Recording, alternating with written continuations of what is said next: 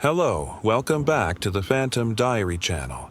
I'm sure there are many of you listening to my stories to fall asleep. Before we start, write in the comments what country you're listening from. So, let's go. It was supposed to be a quick ride home. I had missed the last bus, and the only option left was the late-night train, which was notoriously empty at this hour. As the train doors closed behind me, I realized there was no one else in the car. I shrugged it off, no big deal, just a quiet ride. The lights flickered once, then settled into a soft hum. The train started moving, its wheels clicking against the tracks, almost too rhythmically. As I glanced out the window, the city was swallowed by the dark. I was now passing through the outskirts, where the trees pressed in against the track. Few stops passed, and the train was still eerily empty. I tried to focus on my phone, scrolling through mindless social media posts, but my mind kept wandering. There was something unsettling about the stillness, the silence. A shiver ran down my spine. Then, the door at the far end of the car slid open. A man stepped in, tall, with dark hair and an old-fashioned trench coat that swayed as he moved. He didn't look at me, just made his way to the seat directly across from me, sitting with his back to the window. His presence felt odd, out of place. I noticed his shoes, too, polished black leather, the kind that felt like they hadn't been worn in years. I didn't say anything, just stared at him. He didn't seem to notice, or if he did, he gave no sign. The silence stretched longer than I was comfortable with, and the train rumbled louder as we hurtled through the darkness. After a few minutes, I saw something strange. A reflection in the glass. The man's reflection didn't match his movements. His head was tilted slightly forward, but his reflection stared straight ahead. I blinked and looked away, chalking it up to the weird lighting in the train. But the feeling of unease stuck.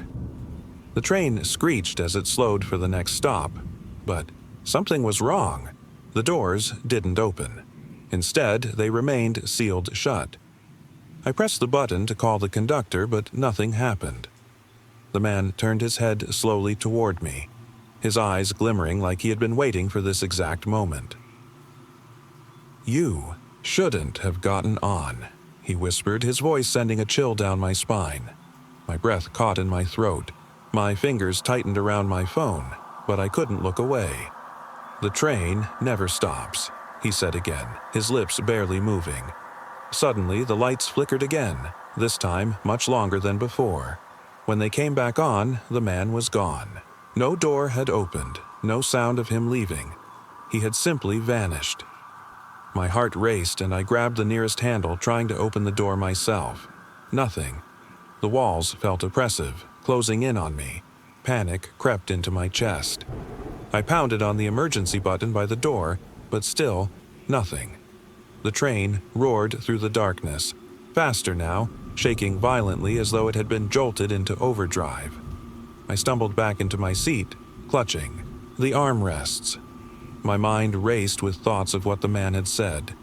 The train never stops. Suddenly, I heard a sound. Soft, faint, like someone was whispering. The voice wasn't from the direction of the door, it was right behind me. I whipped around, but no one was there. The whispering continued, growing louder. "Get off the train. It's too late." My blood ran cold. I tried the door again, but it was locked. I could see the next stop approaching through the window, but the train didn't slow. The station passed by in a blur, and the train only gained speed. I heard a faint click like a key turning in a lock. Then the man reappeared, this time standing beside me, his face inches from mine, his cold breath on my neck. "You can't leave. You'll be with us now," he murmured. I screamed and tried to shove him away, but my hands passed right through him. He wasn't real. The train wasn't real. The reflection in the window changed. Instead of the dark landscape outside, I saw another car, filled with people. They were all staring at me, their eyes hollow, their faces expressionless. They didn't move, and I realized with a sickening jolt, they were all dead. I was surrounded by ghosts. The man smiled, his face splitting wide. "You're the last one," he said softly. "The train always finds someone new." I fought to breathe, to scream, but no sound came out. The train wasn't slowing. The dark figures in the reflection were coming closer, pressing against the glass. I could feel their cold hands on my skin, tugging me toward them. Then, just as suddenly as it started, the train jerked to a stop. The lights went out, and everything fell silent. When I opened my eyes, I was standing on the platform of an empty station. The train was gone. The night was still, and the air was thick with the smell of rust and decay. I ran, not stopping until I reached the nearest street. My phone had no signal, no record of the train, and the time was frozen at 11:59. The worst part? The next night I saw a missing persons poster with my own face on it, dated the night before. I had been working at the old inn for a few weeks when I noticed something strange. The inn, tucked away at the edge of town, had always given off an eerie vibe, but I was used to it by now. The creaking floors, the dimly lit hallways, and the strange, persistent chill that never seemed to leave.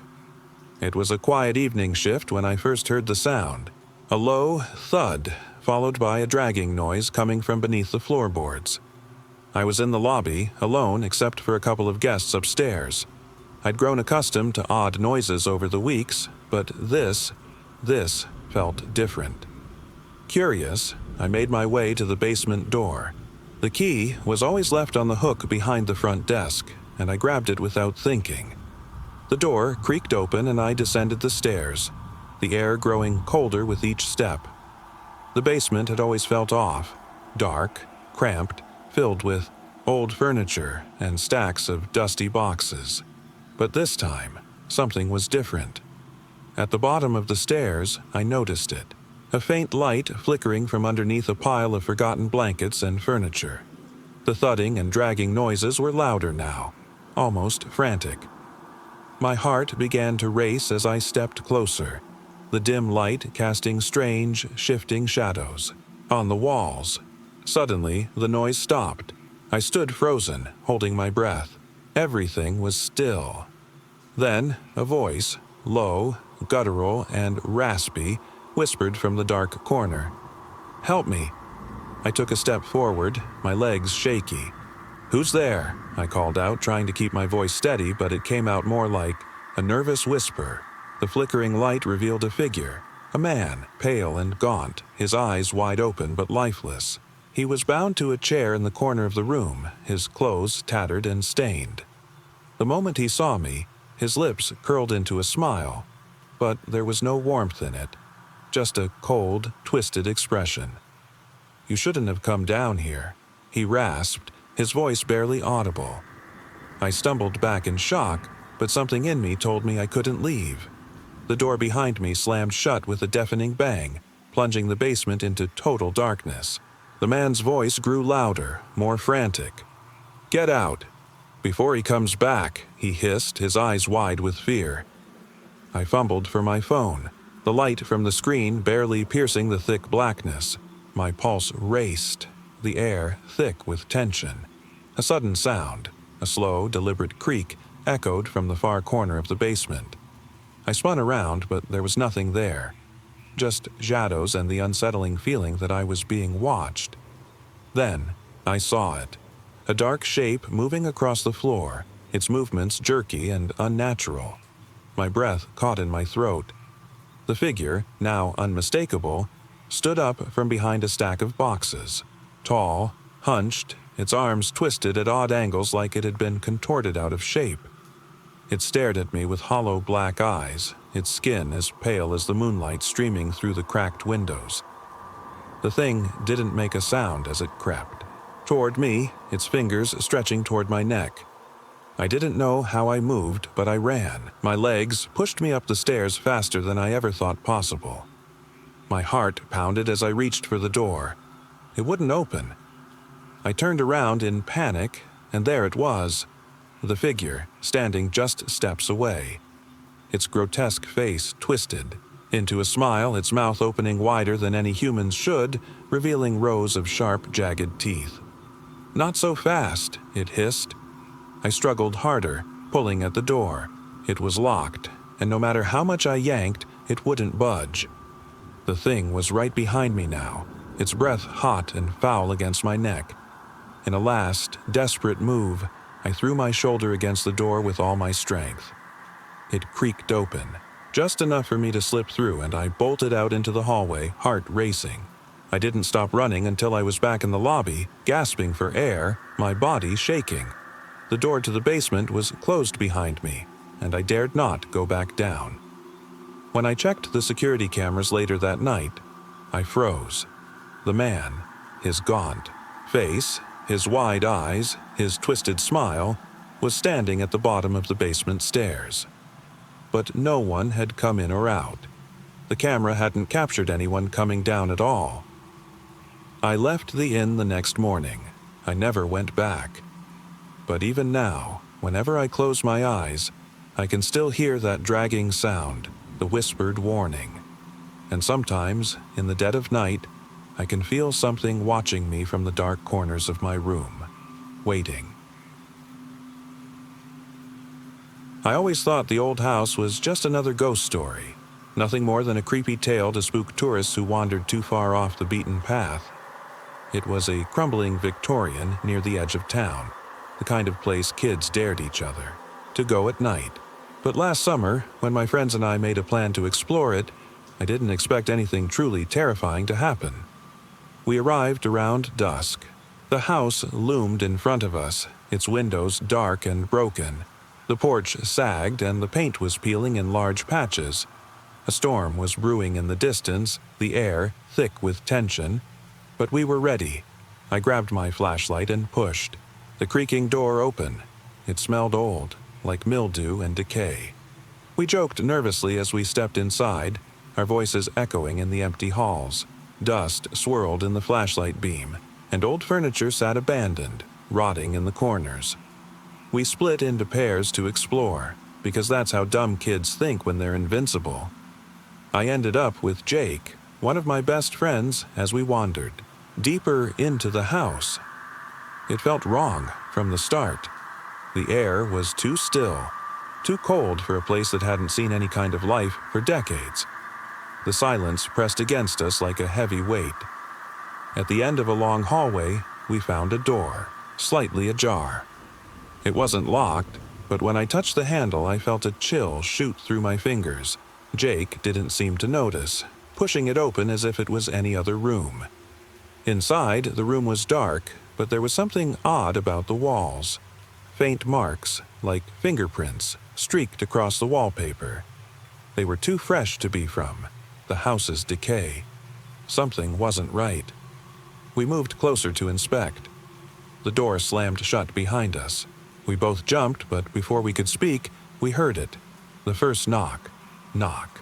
Knock. It was loud and sharp, coming from the other side of the room. It didn't make sense.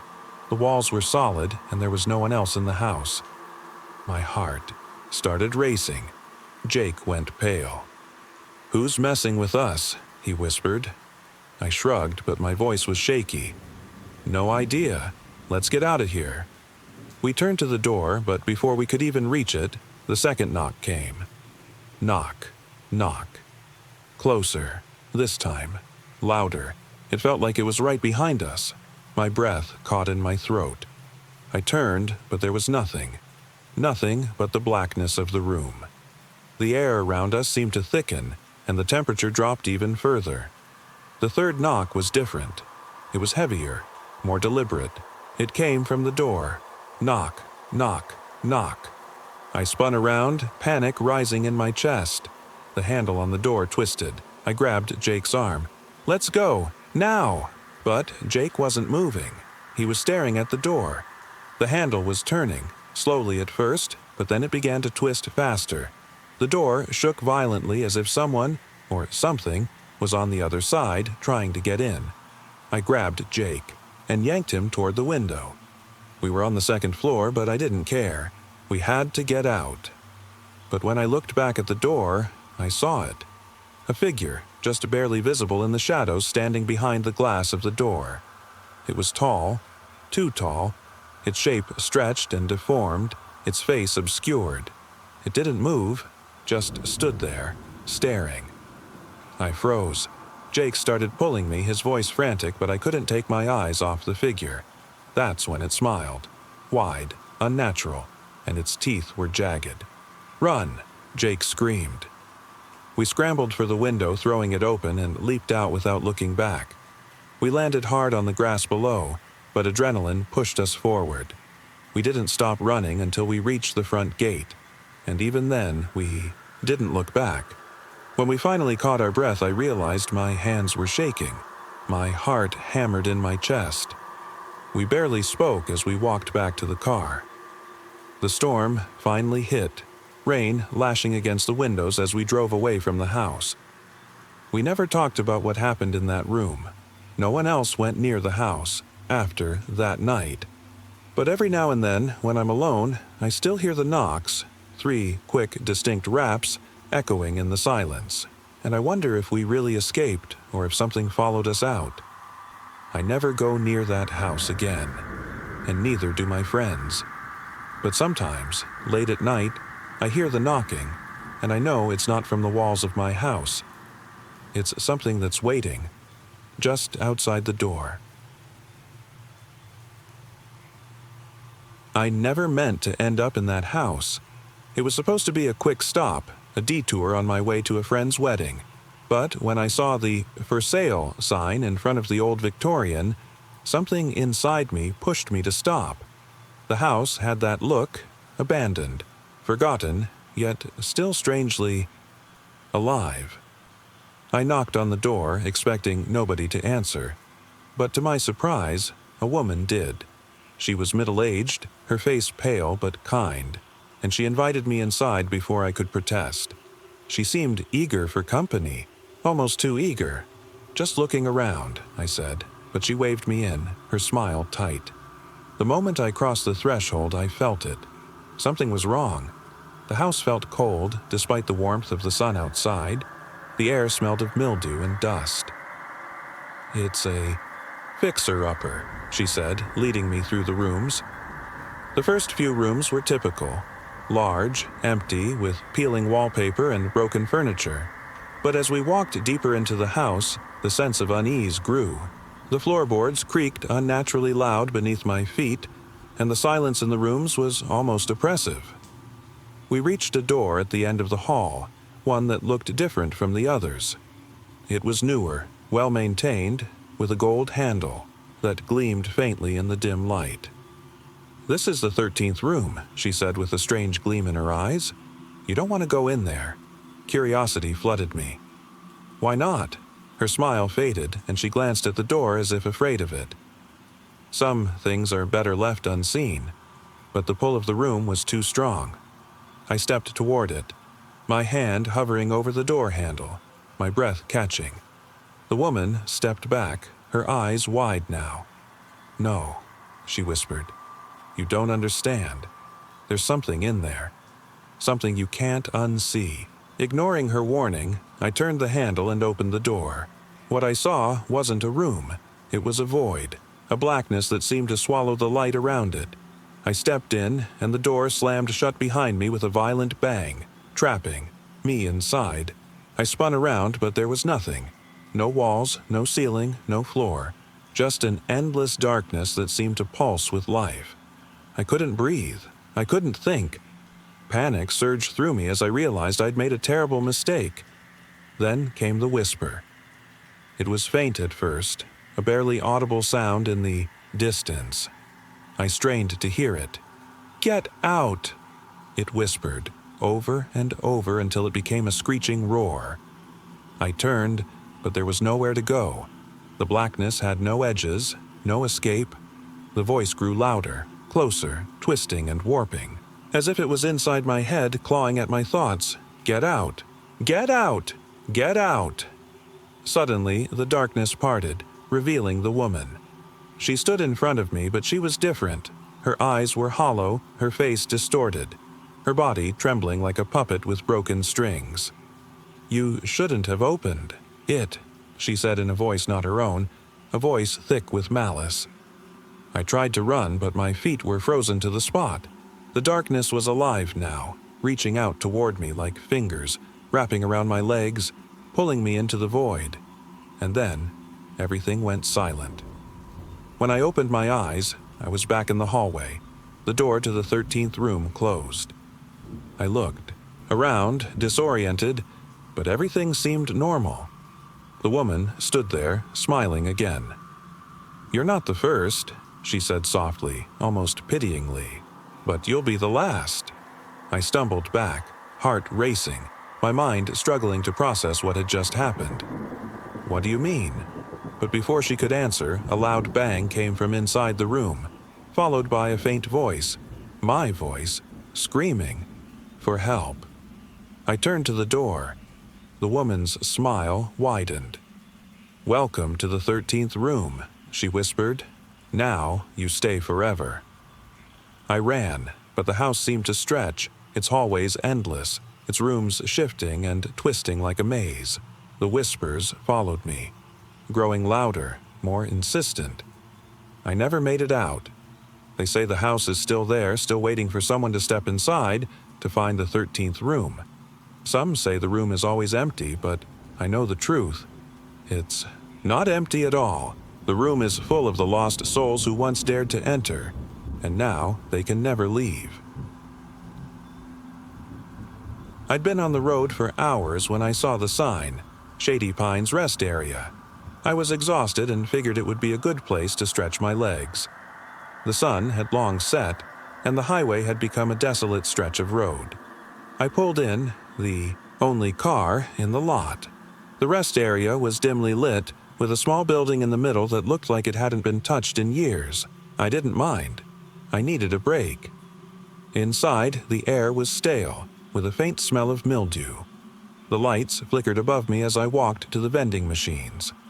As I passed the bathrooms, I noticed the door to the women's restroom was slightly ajar, a sound like faint singing drifting through the crack. I paused, listening.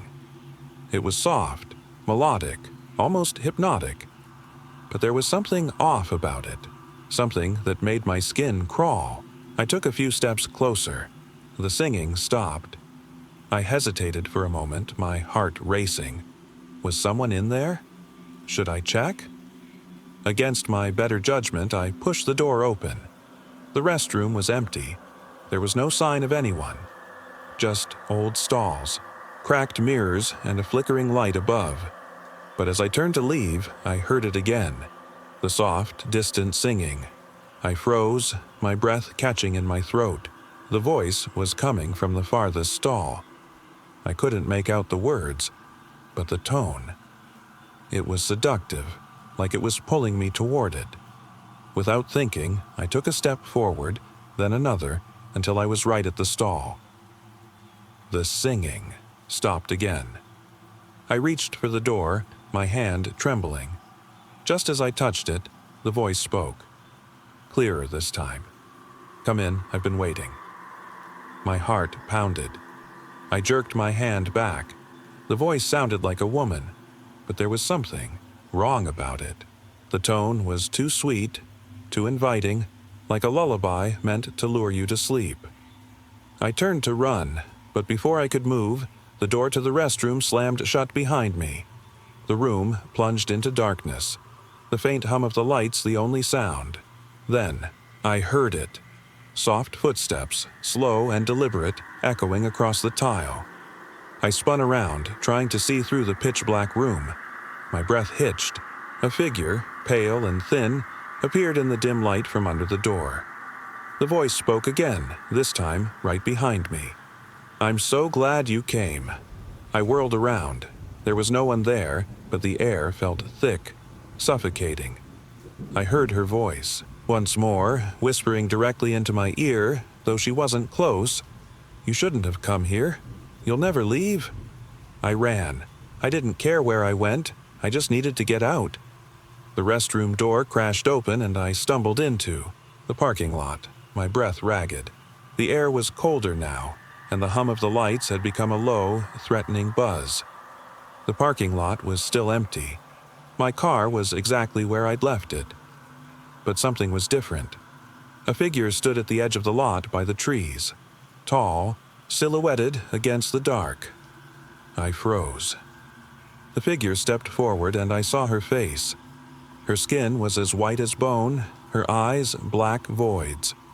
Her lips were curled into a twisted, unnatural smile, and her hair floated around her face as if it were underwater.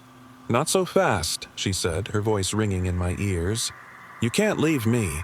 I bolted to my car, fumbling for my keys. My hands were slick with sweat, but I finally managed to unlock the door and jump in. I slammed it shut, locking it, and started the engine. I didn't look back.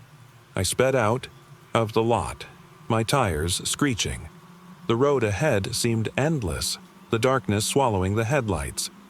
But as I drove, I couldn't shake the feeling that something was behind me. In my rearview mirror, I saw it. A pair of eyes, glowing faintly, watching me. The woman. Her face was pressed to the glass just inches from mine, grinning that same twisted smile. I slammed my foot down harder on the gas, but no matter how fast I drove, she stayed there, never leaving, her eyes never leaving mine. Finally, after what felt like an eternity, I crossed the sign that said Shady Pines Rest Area once again. But this time, the town was gone. I drove straight through, and I never went back. But sometimes when I close my eyes at night, I hear the soft singing, waiting for me to return. It was supposed to be a simple trip, a weekend getaway with some friends. We rented a cabin in the middle of nowhere, far from the hustle and bustle of city life. There was a certain charm in the isolation. I was eager to disconnect and unwind. But that charm quickly faded when we made our first stop for gas. The gas station was the only building for miles. A dusty, dimly lit place with a single pump outside. The neon sign flickered above us, struggling to stay lit. The air felt thick, like the heat hadn't moved in hours. Inside, the store was cramped and musty. An old man behind the counter gave us a long stare as we walked in. "You folks headed to the cabin up the way?" he asked, his voice rough as if he hadn't spoken in days. "Yeah, just on our way," I replied, feeling uneasy. There was something about the way he looked at us, like he already knew where we were going. The man didn't answer right away. Instead, he pulled something from beneath the counter, a small, weathered map. He slid it across to me. "The road. Ahead's not safe after dark. Take the long route?" His voice dropped to a near whisper. "The shortcuts. Not right."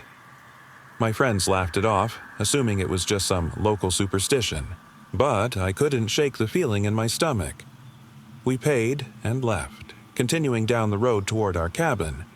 The deeper we drove into the woods, the more oppressive the atmosphere became. The trees pressed in on us like walls, blocking out the fading sunlight. The further we went, the more the air felt heavy, damp with something wrong. By the time we reached the cabin, it was nearly pitch black. The place was beautiful, tucked away at the edge of a small lake, but there was an eerie stillness to it, like the world outside didn't exist. We unpacked quickly and lit a fire in the fireplace, but as the hours passed, a strange feeling settled over me. I couldn't put my finger on it, but the house felt like it was watching us. Around midnight, we heard something from the woods, a low rustling, like something large moving through the brush. It was too loud to be an animal. My friend Rachel joked that it was probably just a bear, but her voice wavered, betraying her nerves. We all laughed nervously, but the sound didn't stop. It grew louder, closer. Then, a loud bang against the cabin door made us all freeze. "Who's out there?" I called, my voice trembling. No answer, but the door shook again. Rachel was the first to act. She grabbed a flashlight and we all followed, her to the door, hearts pounding. Slowly, she opened it. The beam of the flashlight cut through the darkness, but there was nothing there, just the blackness of the woods. "Nothing," Rachel said, her voice a little too loud in the silence. She stepped outside. "Rachel, don't." I tried to stop her, but it was too late. She screamed. We rushed out after her, but by the time we reached the edge of the porch, she was gone. The woods swallowed her whole, and all we heard was the eerie wind rustling through the trees. Panic set in. We called her name, but no response came. Then I noticed something strange in the distance, a flickering light moving slowly through the trees. It was a lantern. It was swinging, but there was no one holding it. Something made me step forward. I don't know why.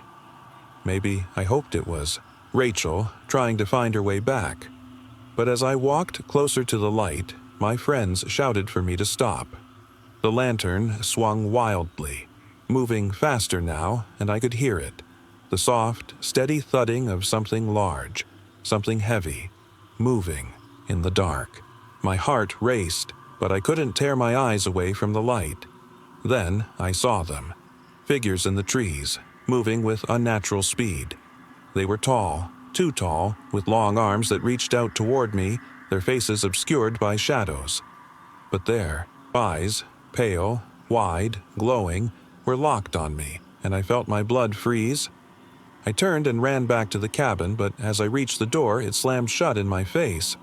My friends were inside, shouting for me to get in, but when I looked back at the woods, the lantern was gone. The figures were too. But that wasn't the worst part. It was Rachel's voice. It was coming from the woods. "Help me," she whispered, barely audible but unmistakable. "Please, come back." I tried to speak, tried to scream, but the words caught in my throat. My friends were already unlocking the door, but when I stepped inside, something was different. The air was colder, heavier.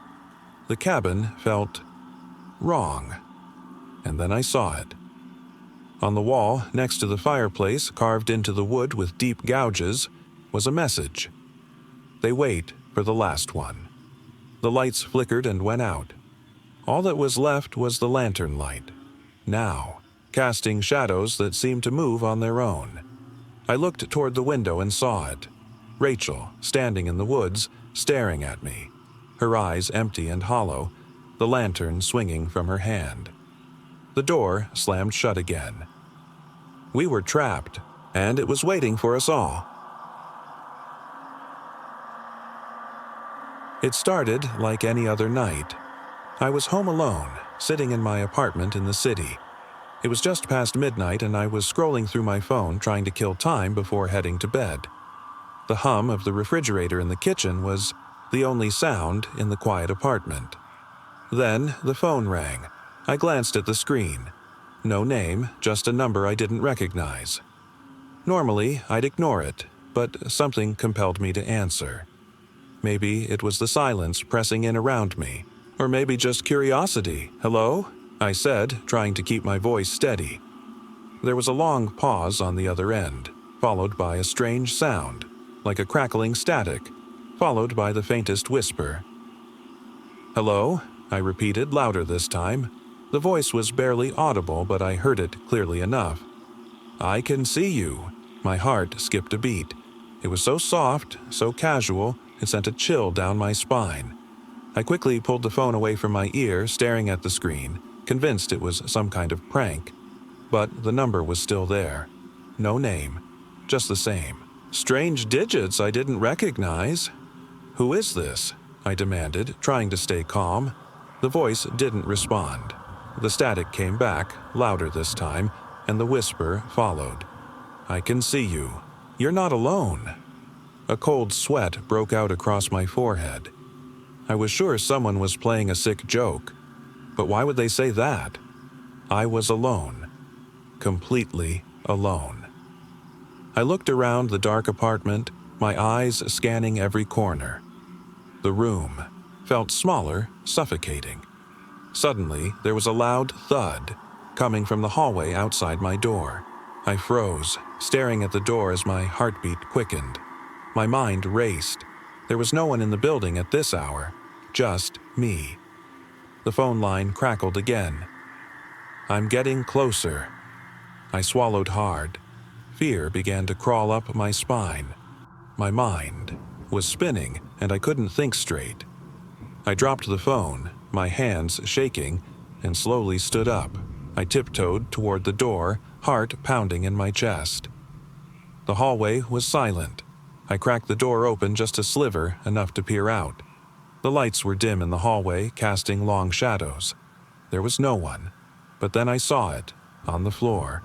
Just outside my door, a single red rose lying perfectly still. My breath caught in my throat. The rose looked freshly picked, the petals bright and red against the dull gray carpet. My mind raced as I backed away from the door, my hands now trembling uncontrollably. The phone rang again. This time, I didn't hesitate. I picked it up quickly. "You shouldn't have looked," the voice said, its tone now dark, heavy with malice. I slammed the phone down, panic rising in my chest. Something wasn't right. There had been no one in the hallway moments ago. No one to leave that rose. A soft, almost imperceptible knock echoed through the door. I stepped back, my heart hammering. My body was frozen, every muscle screaming for me to move, but I couldn't. The knock came again, louder this time. Then the voice, barely a whisper but undeniably close. "I'm here." I stumbled backward, my legs barely holding me up. The walls seemed to close in. The room felt smaller, suffocating. The phone buzzed in my hand as it vibrated uncontrollably. My eyes darted to the window.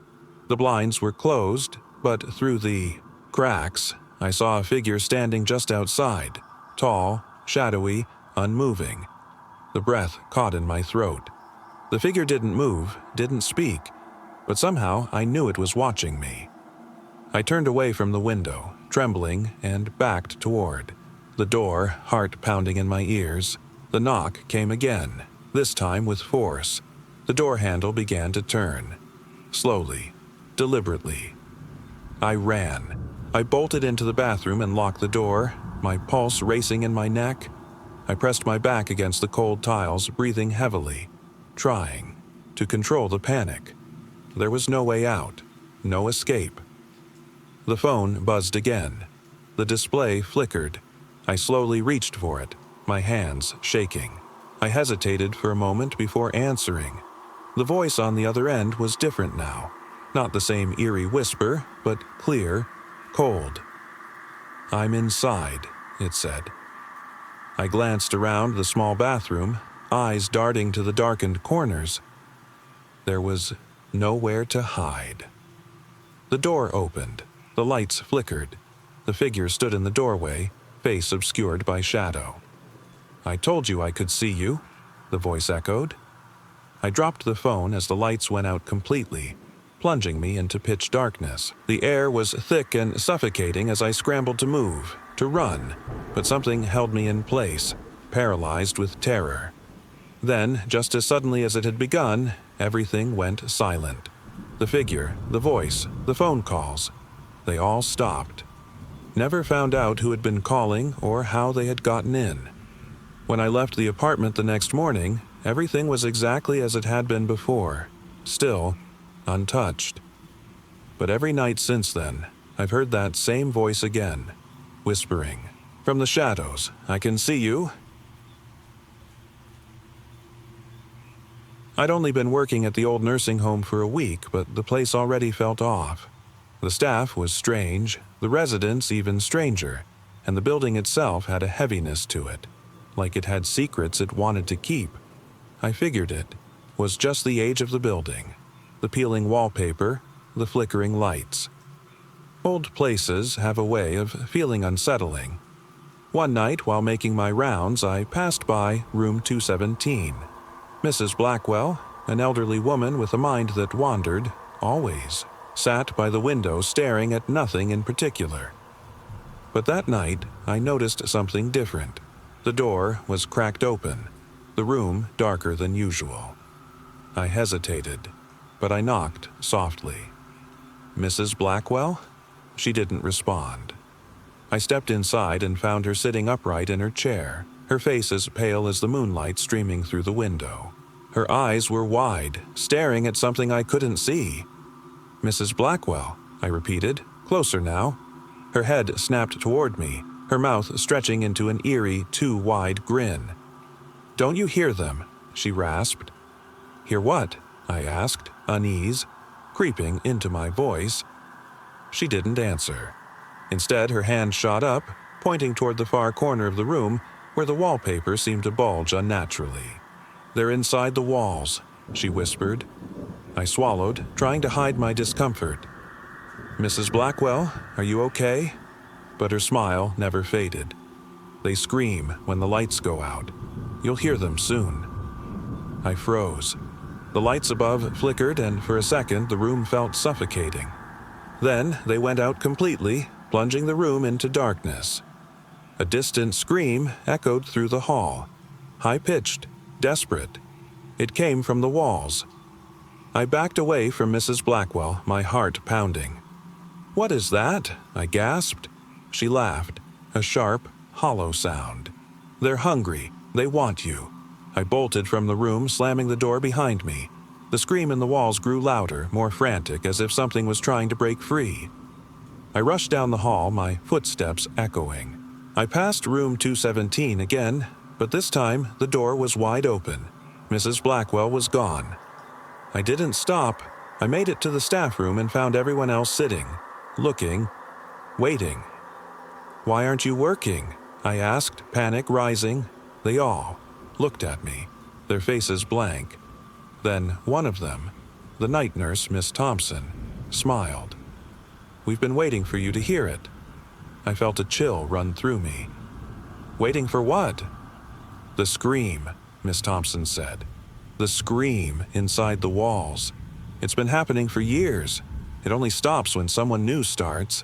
Then it begins again." I looked around the room. The other staff members nodded, their eyes glassy and unfocused. "It's not the building, Miss." Thompson continued. "It's the people. They're the ones that bring it. Every time we get a new nurse, it starts again. And every time the walls scream until they're filled." I turned to run, but the walls themselves seemed to close in, pushing me toward room 217. I could hear the voices now, faint whispers from behind the drywall. They were calling my name. I sprinted down the hall, throwing open the nearest exit door. But it slammed shut in my face as if it had been waiting for me. The light flickered once more, then went out. I heard it, the scream, and it was closer now, so much closer. I spun around, but no one was there, just the walls. And then I saw it, a crack, small but growing. The wallpaper peeled back and something, with too many limbs, slithered through. Its eyes glowed in the dark. I screamed, but it was drowned out by the deafening wail from the walls. The thing in the dark lunged. I woke up the next morning in the same bed I'd been in when I started my shift. The nursing home was empty, silent. But as I looked in the mirror, I noticed something. There was no reflection, and then I heard it again. The scream. It was a rare invitation, one that didn't come often. An old friend's beach house, far from the busy city, offered to us for the weekend. The house was tucked away along the edge of a cliff, overlooking the vast, endless ocean. There were no neighbors, no nearby towns, just the house and the sea. We were the only ones for miles. At first glance, the house seemed idyllic. Whitewashed walls, weathered wooden beams, and floor-to-ceiling windows that offered panoramic views of the crashing waves below. It was a place made for quiet escapes, the kind of serenity that draws you in. But something felt off. The ocean was beautiful, sure, but there was an unnatural stillness to it. No seagulls, no crashing waves, just a quiet, eerie roar that seemed to echo endlessly. We chalked it up to being far from any usual signs of life, but that gnawing feeling didn't leave. On the first night, things began to shift. We sat by the fire, the sound of the ocean roaring below like a constant reminder that we were isolated. At first, it was subtle, the sound of footsteps on the deck. soft, almost imperceptible. We ignored it, assuming the wind was playing tricks on us, but the wind never sounded like that. Just the house settling, Ryan said. Emma and I nodded in agreement, but there was an edge to his voice, a flicker of doubt we couldn't ignore. By the second night, the footsteps grew louder, more distinct. We couldn't ignore them anymore. They were slow, deliberate, circling the house like something was inspecting us. When we would rush to the windows, the deck below was empty. Nothing but the waves crashing far below. Could be an animal, Emma suggested. But animals don't walk in that way. Calm and measured. Whatever it wasn't outside. That's when the whispers began. Soft at first, as if they were carried in on the wind, but as the night wore on, they became clearer. Not just whispering, but a voice. A deep, hollow voice that seemed to echo inside my head. Go away. I looked around the room, but neither Ryan nor Emma had heard it, or at least they wouldn't admit to it. It's nothing, Ryan said again, his voice uneasy. Just the ocean. But it wasn't. The voice came back, clearer this time, stronger. Leave. I could feel it in my bones. Something was in the house with us. Something that didn't want us there. That night, sleep was impossible. Every creak of the floorboards, every whisper that came from nowhere, kept us awake. It felt like the house itself was alive, watching us, waiting for the right moment. At dawn, I woke to a cold, oppressive silence. The kind of silence that makes you hold your breath, waiting for something to break it. I wandered to the windows, hoping for a glimpse of the ocean, but instead my eyes fell on something far worse. Standing just beyond the window, I saw a figure, tall, shadowy, its shape distorted by the mist and the morning fog. It didn't move, didn't blink, didn't seem to breathe. It just stared, its hollow eyes locked on me. I couldn't scream. I couldn't look away. It felt like time had stopped. Then, slowly, it raised one hand and waved, just once. I didn't wait for it to do anything else. I bolted from the room, heart racing, finding Ryan and Emma in the living room, staring at the same window. It's here, I gasped. It's still here. Their eyes were wide, but neither of them spoke. We didn't need to. We all knew what we had seen. The whispers came again, louder now. This time, we couldn't ignore them. Leave now. Panic set in. We grabbed our things, not daring to stay another moment. The house felt alive, like it was holding us there against our will. As we stepped outside, the figure was gone. The ocean roared louder than ever, as if it too had been waiting for us to leave. We've never been back to that house. The whispers still haunt me, and sometimes when I'm by the sea, I can still feel the weight of that stare. Whatever was there, it's still waiting. It was a clear autumn evening when we decided to take the old dirt road that led up to the old, overgrown orchard. My friends and I had heard stories about the orchard from people in town, though they never seemed to agree on what was true. Some said it was haunted. Others just dismissed it as an old tale. Either way, we figured there was no harm in checking it out. The orchard itself was vast, rows upon rows of crooked, gnarled trees that stretched far beyond where we could see. We wandered through the uneven rows, the crunch of leaves beneath our feet echoing in the stillness. The air was sharp and crisp, but it didn't take long before a chill ran down my spine. Something about the place felt off. We stopped near the center of the orchard where a large, ancient tree stood alone. Its trunk was thick and hollow, gnarled like it had seen centuries of storms and time. Its branches stretched out in every direction, but many had broken over the years, leaving it with a twisted, skeletal shape. Something about the tree felt familiar, though none of us could place why. We sat beneath its shade, passing around a flask of whiskey, laughing and joking. The evening felt peaceful, almost too calm. The further we moved from the edges of the orchard, the quieter the world. became. It was as though the trees had swallowed all sound. As we sat there, something began to change. The laughter tapered off, and we all felt the weight of the silence settle in around us. I glanced around, trying to shake the unease creeping up my spine. The sky had darkened, casting the orchard in a strange, otherworldly glow. The usual sounds of nature, the rustling leaves, the calls of distant birds, were gone. The forest beyond the trees was quiet. Then I noticed something out of place. In the distance, between the twisted trunks of the apple trees, there was a figure. It wasn't moving, just standing there, its form barely visible in the shadows. My stomach tightened. I couldn't make out what it was. It was too far away to see clearly, but its presence felt wrong. I whispered to my friends, pointing toward the figure. They followed my gaze but saw nothing. "It's just the trees playing tricks on you," one of them said, laughing nervously. "Nothing's there." But I knew what I had seen. I could feel its eyes on me, though there was no way to be sure it even had a face. The longer I stared, the more the figure seemed to blur, as if it was blending into the darkness itself. Then, as if in response to my fear, it began to move. Slowly, almost deliberately.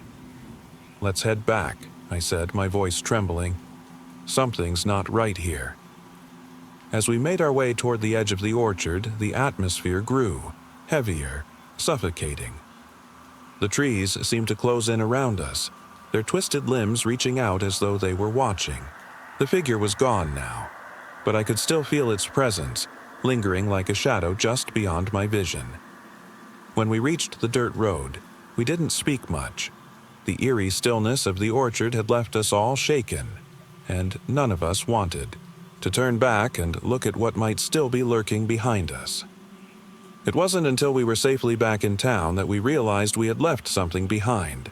My phone buzzed as we sat around a fire in someone's backyard. It was a message from one of my friends with only one word: "Look closer." Confused, I opened the photo he had sent. It was a blurry shot, taken just as we left the orchard.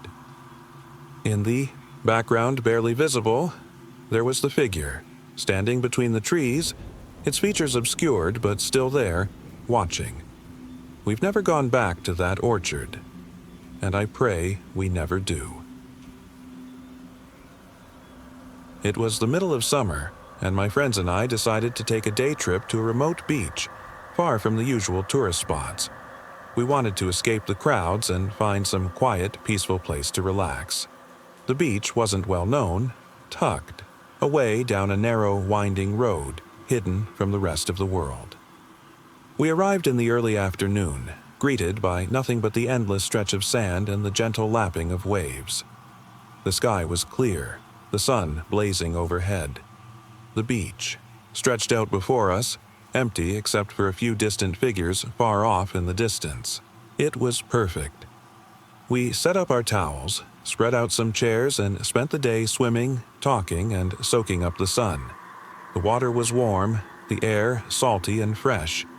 It felt like paradise, away from the noise and rush of everyday life. But as the sun began to dip closer to the horizon, something started to feel off. The air seemed to grow heavier, and a strange quiet had settled over the beach. Even the waves seemed quieter, like they were retreating, leaving behind an eerie stillness. My friends didn't seem to notice, too lost in their own conversations, but I felt a prickling on the back of my neck, an instinctive warning that something wasn't right. I wandered a little closer to the water, scanning the horizon. That's when I saw them. Two figures standing at the edge of the ocean, staring out at nothing. They weren't moving, weren't even talking, just standing there as if they were waiting for something. I didn't want to believe it, but as I moved closer, I could see their faces. They weren't like us. Their eyes were hollow, dark, and empty. There was something wrong with their skin, too. Pale, almost translucent, as though they didn't belong in the sunlight. They turned slightly, as if sensing my gaze, but didn't. Look at me. Their attention remained fixed on the horizon. I felt a wave of panic rising, my breath quickening. I turned and ran back to my friends, my heart thudding in my chest. "We need to leave," I said, my voice trembling. "Now!" They laughed it off, thinking I was overreacting. But I couldn't shake the feeling of those figures standing there, their eyes lifeless, their faces twisted in a way I couldn't understand. As we packed up our things and started heading back, the silence followed us. The beach was still empty, the distant figures still watching us, their presence growing more and more oppressive. I glanced back one last time, and that's when I noticed something terrifying. The figures weren't there anymore, but I could still feel their gaze on me. It was supposed to be just an ordinary evening trip, something to break the monotony of everyday life. My friends and I decided to take the old winding road through the countryside, a place none of us had visited before. The idea was simple: leave behind the city's noise and escape into the quiet, untouched beauty of nature. The drive was uneventful at first. The road stretched ahead, snaking between tall, overgrown fields that swayed gently in the evening breeze. The sky was painted in hues of orange and pink, and we were lost in conversation, laughing about everything and nothing. The GPS kept pointing us forward, leading us deeper into the unknown. But then the air changed. The atmosphere became thicker, heavier. The trees began to crowd the road, their branches meeting high above like twisted fingers. It felt like we were descending into a different world, one untouched by time.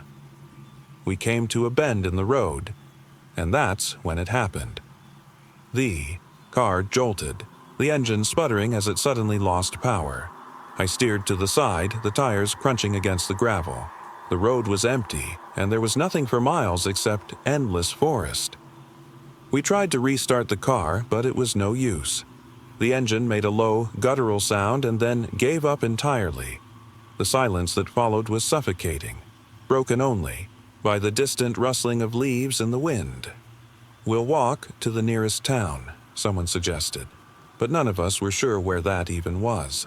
We decided to stay put, hoping someone would pass by and offer help. Our phones were useless, no signal, no bars.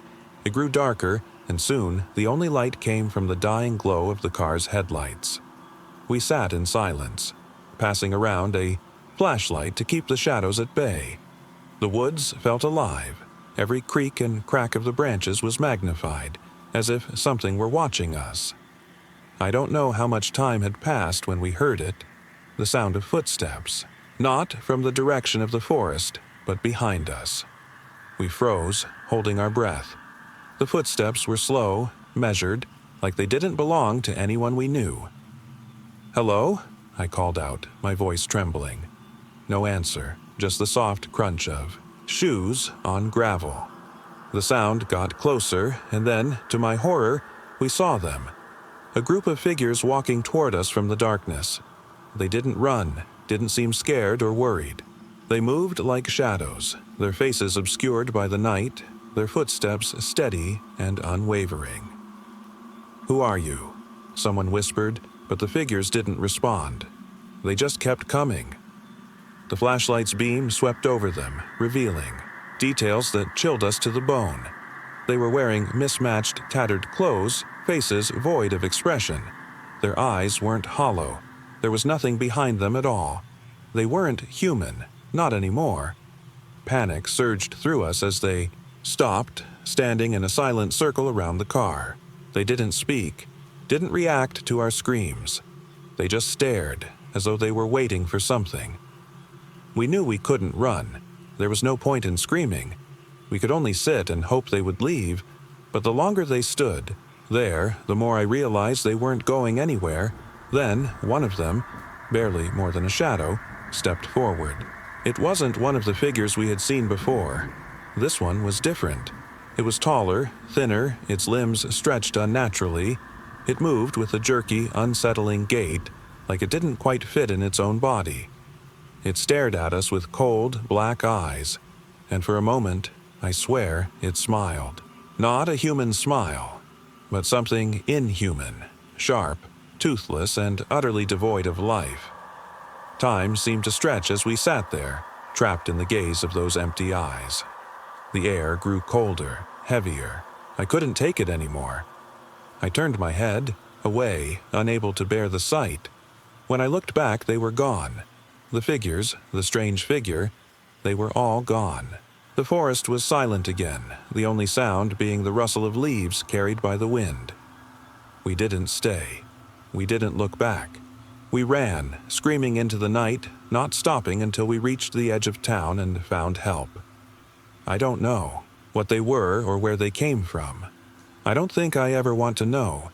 All I know is that some things should remain hidden, buried deep in the shadows of forgotten places. It was a late afternoon when my friends and I decided to explore the old lighthouse by the coast. We had always known about it, a crumbling structure perched on the edge of the cliffs, long since abandoned. No one had used it in years, and the stories about its eerie past were the kind that had always fascinated us. The locals whispered of strange occurrences and unexplained disappearances, but we weren't ones to believe in ghosts or urban legends. The sun was low, casting long shadows across the rocky coastline as we made our way down the worn trail. The lighthouse stood tall against the darkening sky, its once white walls now faded and streaked with age. The air was thick with salt, and the distant crash of waves echoed around us. Inside the lighthouse, the light was dim, flickering as though it hadn't been used in decades. We made our way up the narrow, creaking staircase, each step accompanied by a low groan of old wood. The view from the top was breathtaking. The ocean stretched out endlessly before us, the horizon blending into the sky. As we explored, the atmosphere grew heavier. The deeper we went into the lighthouse, the quieter it became. It was as if the building itself had swallowed the sounds of the outside world. We tried to brush off the creeping unease that settled over us. After all, old buildings had their quirks, right? That's when we found the door. It was at the back of the top floor, tucked into the corner of what should have been an empty room. The door wasn't locked, but it felt wrong to even touch it. It stood slightly ajar, as though someone had just stepped through and never returned. We hesitated, exchanging uneasy glances. Something about the air felt thick, oppressive. Still, curiosity won out. I stepped forward and pushed the door open, the sound of rusted hinges echoing in the silence. Beyond the door was a narrow hallway, dimly lit by a flickering bulb that buzzed faintly.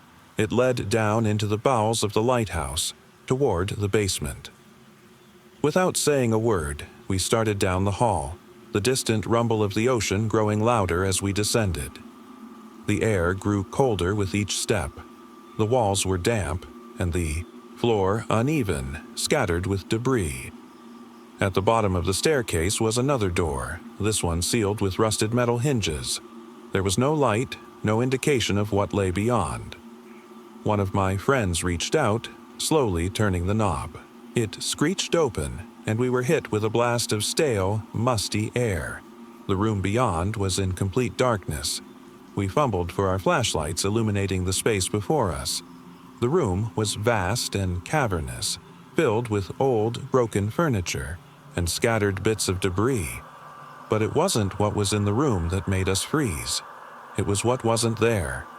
The floor was covered in footprints, small, barefoot prints that seemed to have formed in the dust, leading toward the center of the room. Some were fresh, as if they had been made recently. We followed the trail cautiously, the soft beams of our flashlights shaking in our hands. The prints led us to a pile of old crates in the corner. Beneath them, another door stood ajar, this one almost hidden by the debris. Without thinking, one of us pushed it open. The room beyond was even darker. Our flashlights barely penetrated the blackness, but I could see shapes, shadows shifting just beyond the edge of the light. My breath caught as the feeling of being watched became too overwhelming to ignore. Then, from somewhere deep within the darkness, we heard it, a soft whisper. It was distant at first, like the echo of a voice from a dream. But as we stood there, Frozen, the whisper grew louder, clearer. "Let us out." I wanted to run, but my legs wouldn't move. The whisper came again, closer this time. "Let us out. Let us out." The fear in my chest was unbearable, but we had to get out. We backed away from the door, our flashlights now shaking uncontrollably. The whispers grew louder, more insistent, until they filled the entire room, surrounding us from every direction. And then, silence. We stood there, listening, waiting for something, anything to happen. But nothing came. The whispers were gone. Slowly, we made our way back up the stairs, hearts pounding in our ears.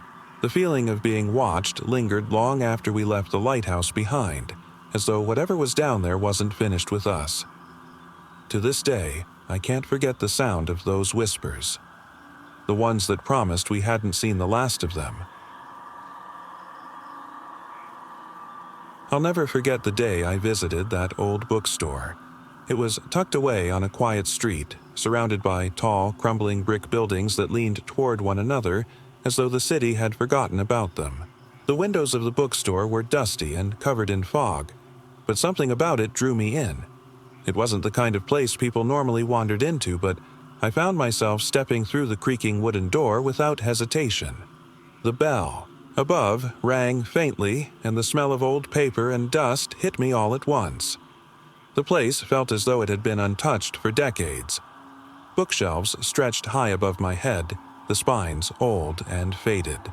The light from the single bulb overhead flickered weakly. I wandered through the narrow aisles, trailing my fingers along the spines of the forgotten books, half expecting to hear the whispers of some long-lost ghostly stories. I picked up a few, old paperbacks, flipping through pages that crinkled in my hands. Something about the silence and the musty air felt almost otherworldly.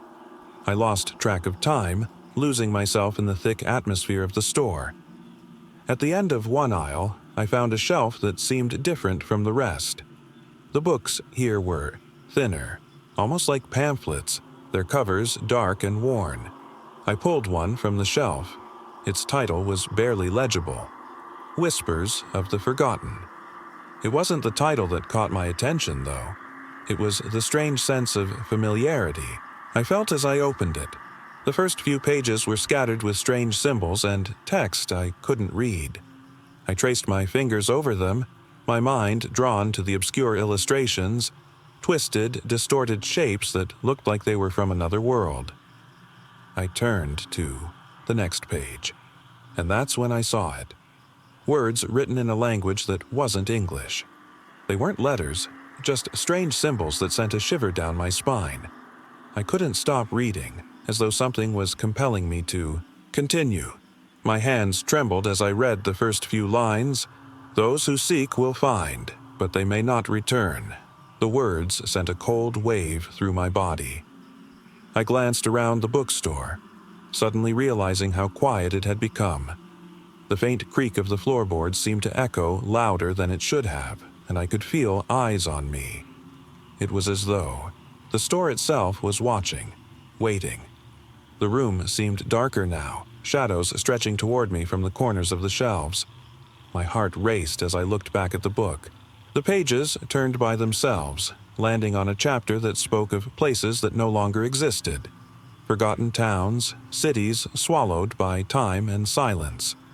The more I read, the more I felt an odd connection to these places. It was as if I had been there before, even though I knew I hadn't. Suddenly, the light overhead flickered violently, casting everything into near darkness. A chill swept through the room, and I heard a whisper, so faint I could barely make it out. "Turn back." I froze, the whisper echoing in my ears. My eyes darted around the bookstore, but there was no one there. My breath came in shallow gasps. As I realized, I was alone. The pages of the book flipped again, this time stopping on a section titled "The Forgotten Path." My hands were shaking as I read, "The path is long and lonely, but those who seek will find. Beware, for what is lost may never be reclaimed." The room felt colder now, and I could hear the sound of footsteps, though no one was there. The air was thick, and it felt as though something was closing in on me. I wanted to leave, but I couldn't move. My body felt frozen, my mind consumed by the words of the book. It was then that I noticed something at the edge of my vision. A figure, tall, shadowy, and indistinct, stood at the end of the aisle, watching me. I couldn't make out its face, but I could feel its presence. It wasn't human, not in the way I knew. The whisper came again, clearer this time. "Return. What is lost?" Panic set in, and I knew I had to get out. I stumbled backward, clutching the book tightly. The figure didn't move, but I could feel its gaze following me as I hurried toward the door. As I ran out of the bookstore, the bell above rang once more, echoing into the night. I didn't look back. The streets outside were empty, silent, as though the city had swallowed the bookstore whole. I don't know what I brought with me from that place, but every night since I've dreamed of the figures and the whispers. There's a piece of that book still in my hands, and I wonder, will I ever be able to forget, or will I be drawn back seeking something I might not want to find? It was a typical evening trip through the old countryside, nothing unusual about it. My family and I had decided to take a detour from our usual route, exploring some back roads we hadn't traveled before. The sun had long since set, leaving the world bathed in an eerie twilight. The drive was peaceful at first, the only sounds being the hum of the tires and the occasional rustling of leaves outside. The road wound through dense woods, the trees crowding close on either side, their shadows stretching endlessly. There was no one else around, no cars, no other signs of life. As we rounded a bend, something caught my attention.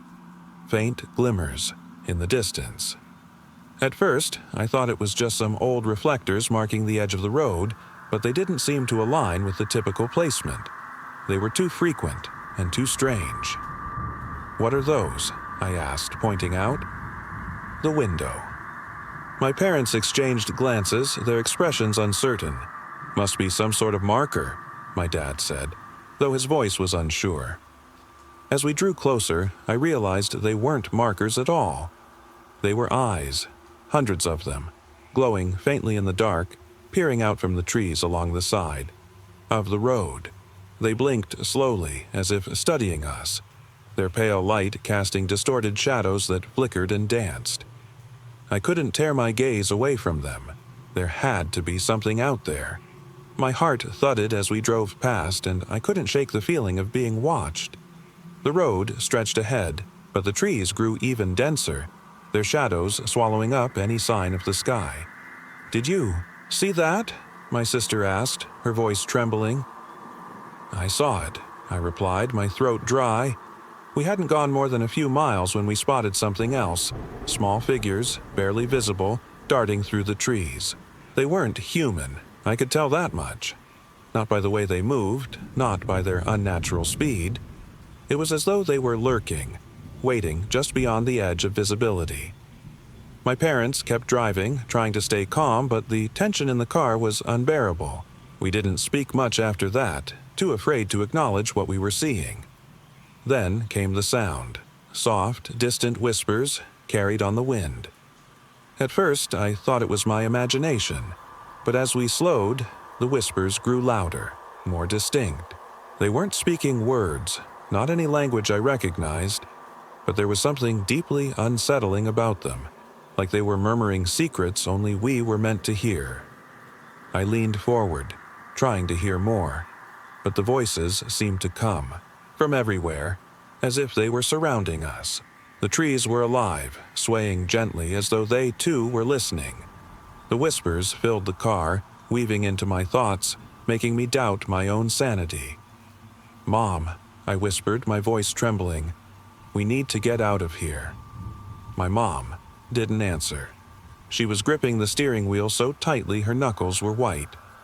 My dad's knuckles were white too, and his face was pale, his eyes fixed on the road ahead. Suddenly, the headlights illuminated a figure standing by the side of the road.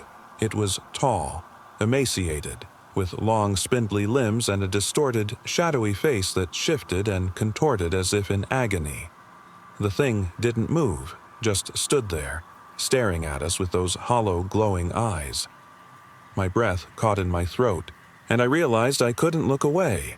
The figure began to step forward, its limbs moving with a jerky, unnatural rhythm. Behind it, others appeared, like specters emerging from the forest, each one more twisted than the last. I could feel my parents slowing the car, but none of us spoke. The world outside was a living nightmare, trees swaying, shadows dancing, and those glowing eyes everywhere. As the figures drew closer, I saw something in their eyes. An emptiness, a hunger. They weren't after us for harm, I realized. No, they didn't need to hurt us. They wanted something more. They wanted to consume our fear. We didn't stop the car, but we didn't speed up either. There was nothing we could do but drive through, the nightmare, hoping that if we didn't provoke them, they'd let us pass. And somehow, they did.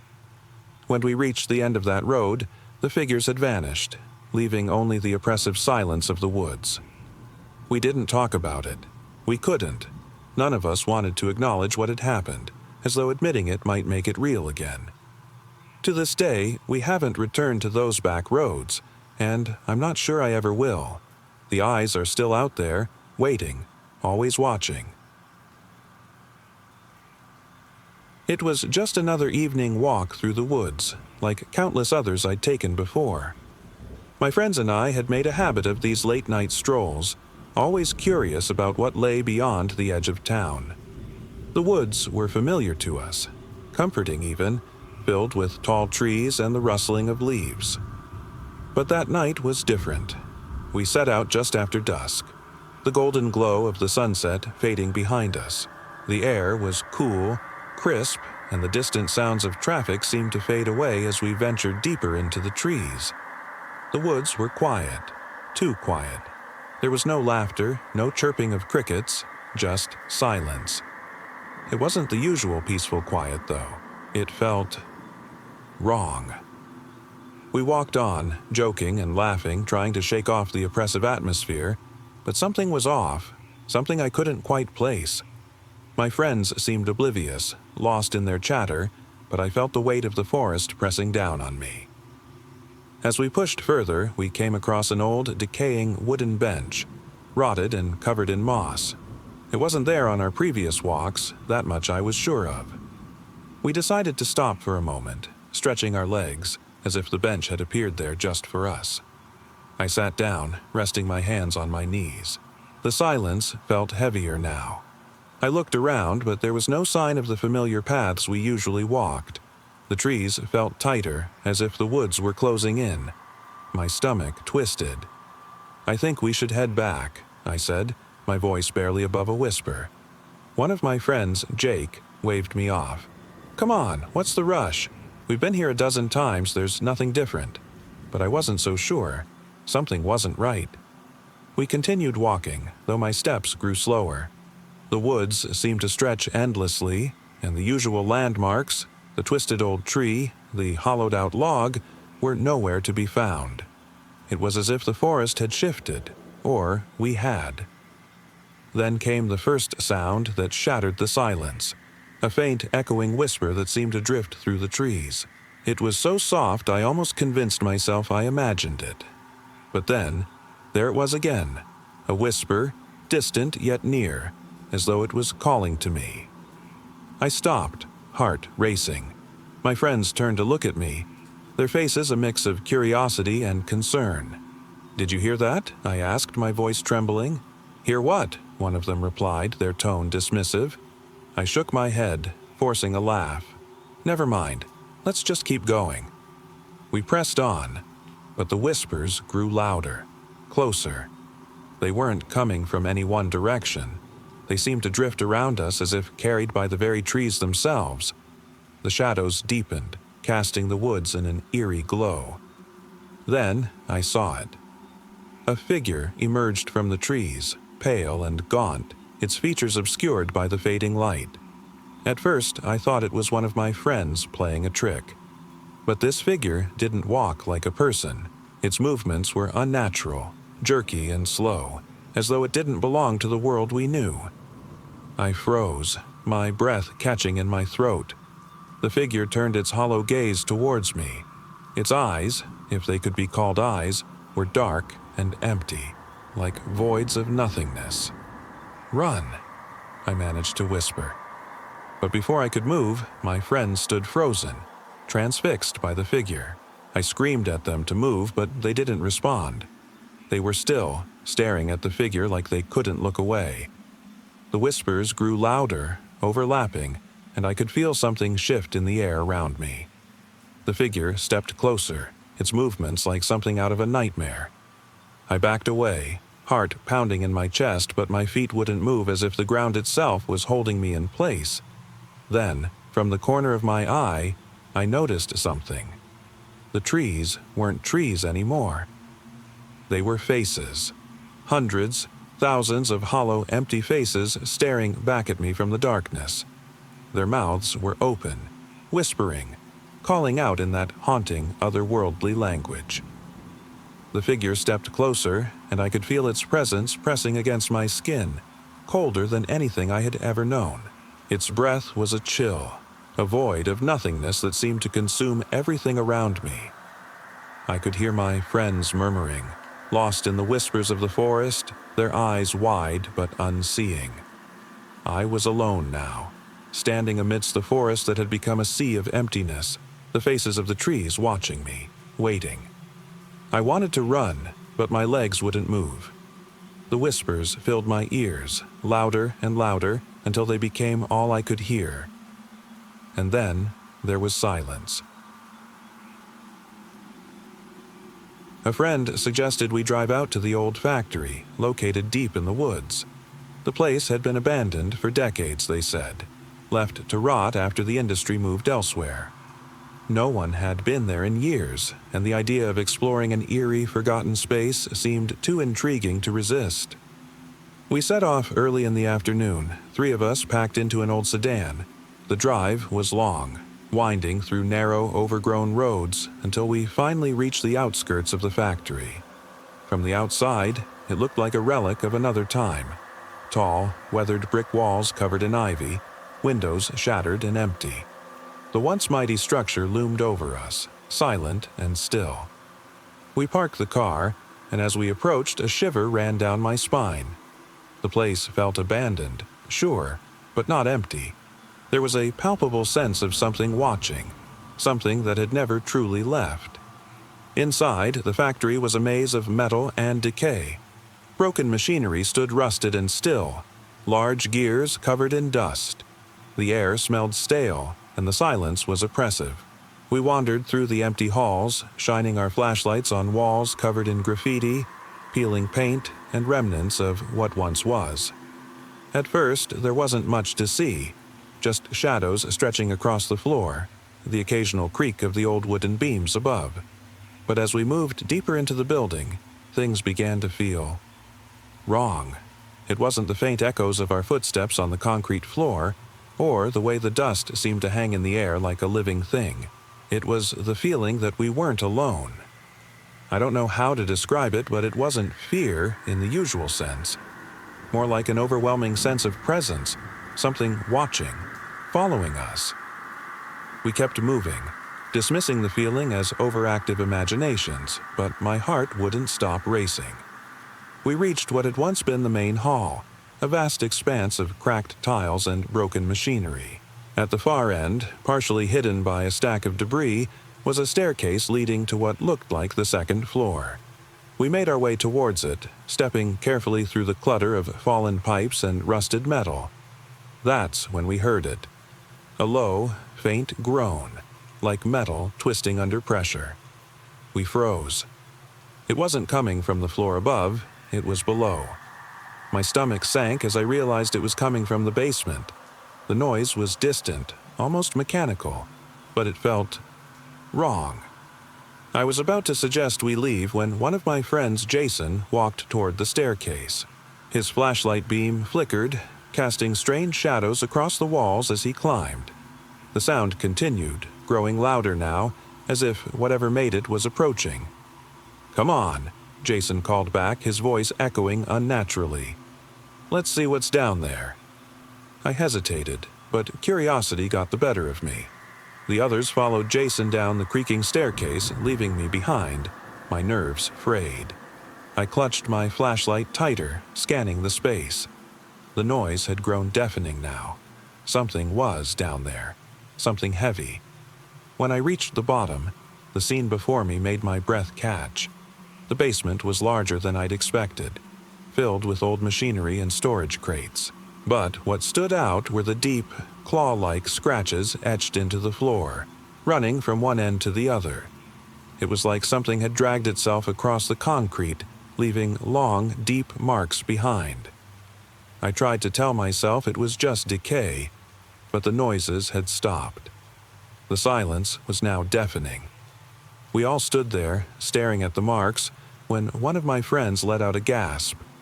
I followed his gaze, and there, in the far corner of the basement, was something I'll never forget.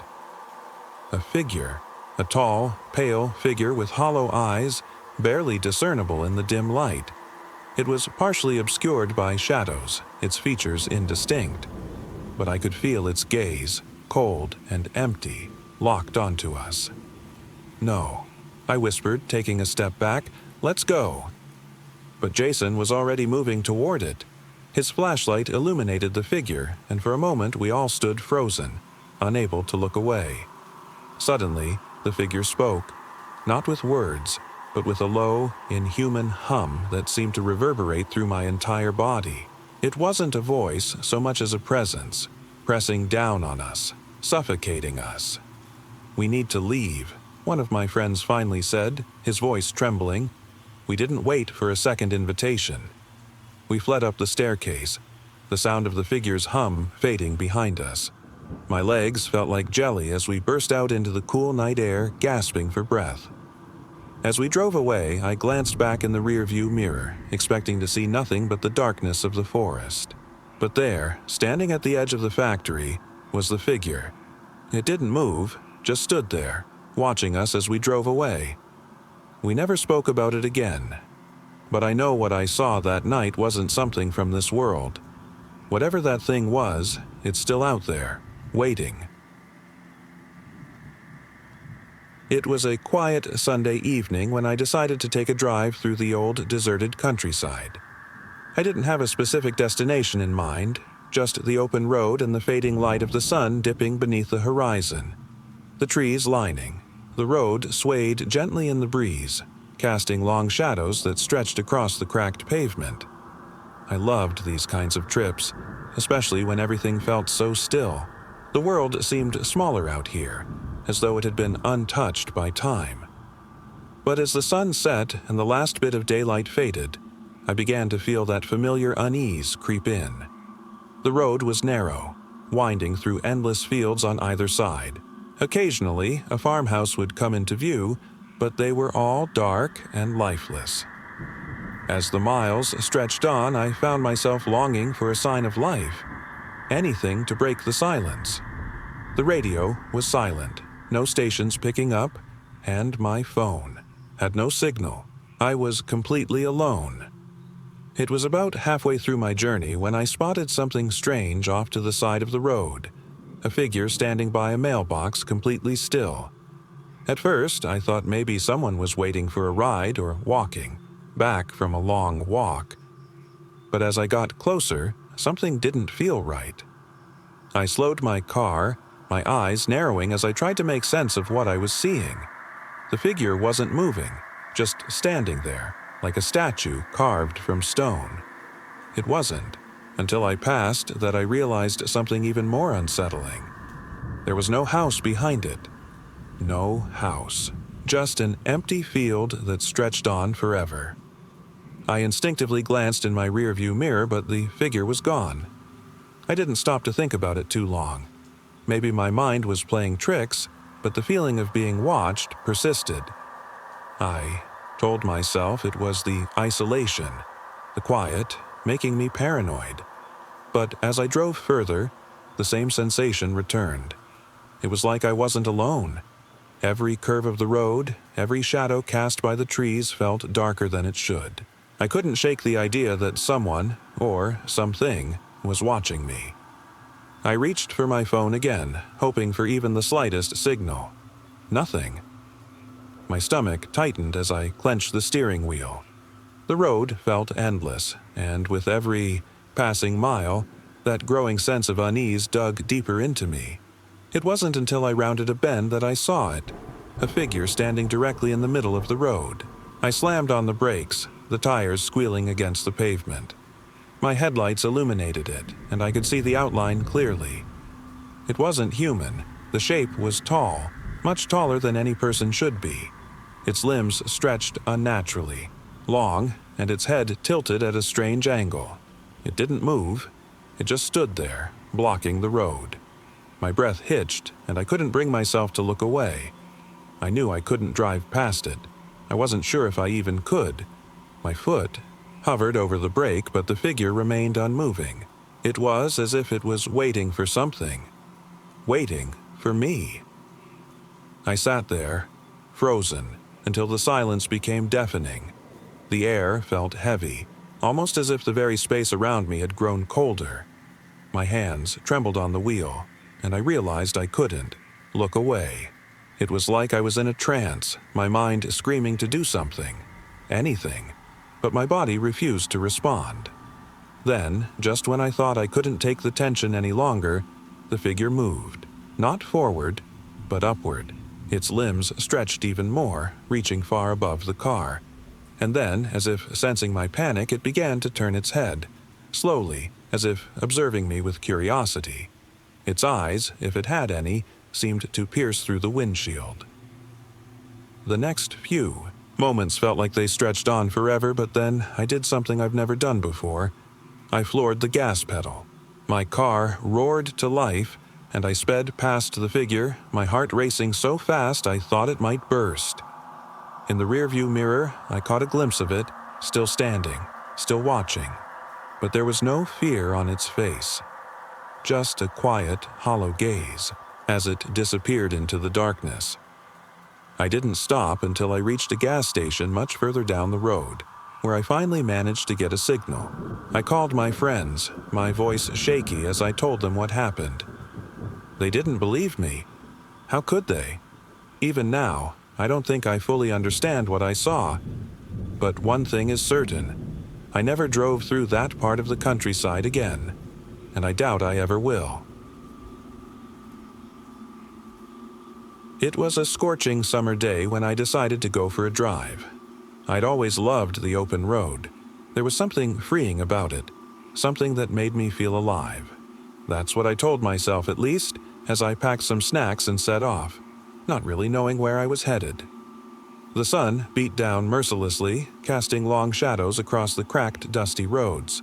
I didn't care about the destination, just the journey. Hours passed as I cruised through deserted country roads, the only sound being the low hum of my car and the occasional rustling of wind through the tall grass. As the sun began to set, I found myself driving past an old, long-forgotten cemetery. It was small, nestled between rolling hills and forgotten farmland, surrounded by a thick, weathered iron fence. The gate was hanging open, creaking slightly in the breeze. Something about it drew me in, though I wasn't sure why.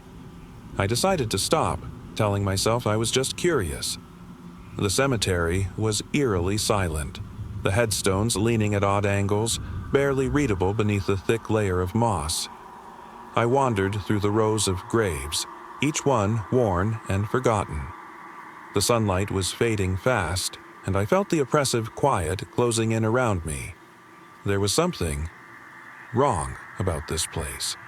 Not just the silence, but the way the shadows seemed to stretch unnaturally, as if the light itself was bending around the graves. It wasn't until I stumbled upon an old, crumbling mausoleum that the feeling of unease became too much to ignore. The door hung open, rusted and creaking as if inviting me inside. I hesitated for a moment, but curiosity got the better of me. Inside, the air was thick and musty, the faint smell of decay lingering in my nostrils. The walls were lined with faded, crumbling inscriptions, each name barely legible. I moved deeper into the darkness, my flashlight casting shaky beams across the space. That's when I saw it. A figure stood at the far end of the room, unmoving. My breath caught in my throat as I froze. It wasn't human, not exactly. Its shape was twisted, features distorted in the dim light.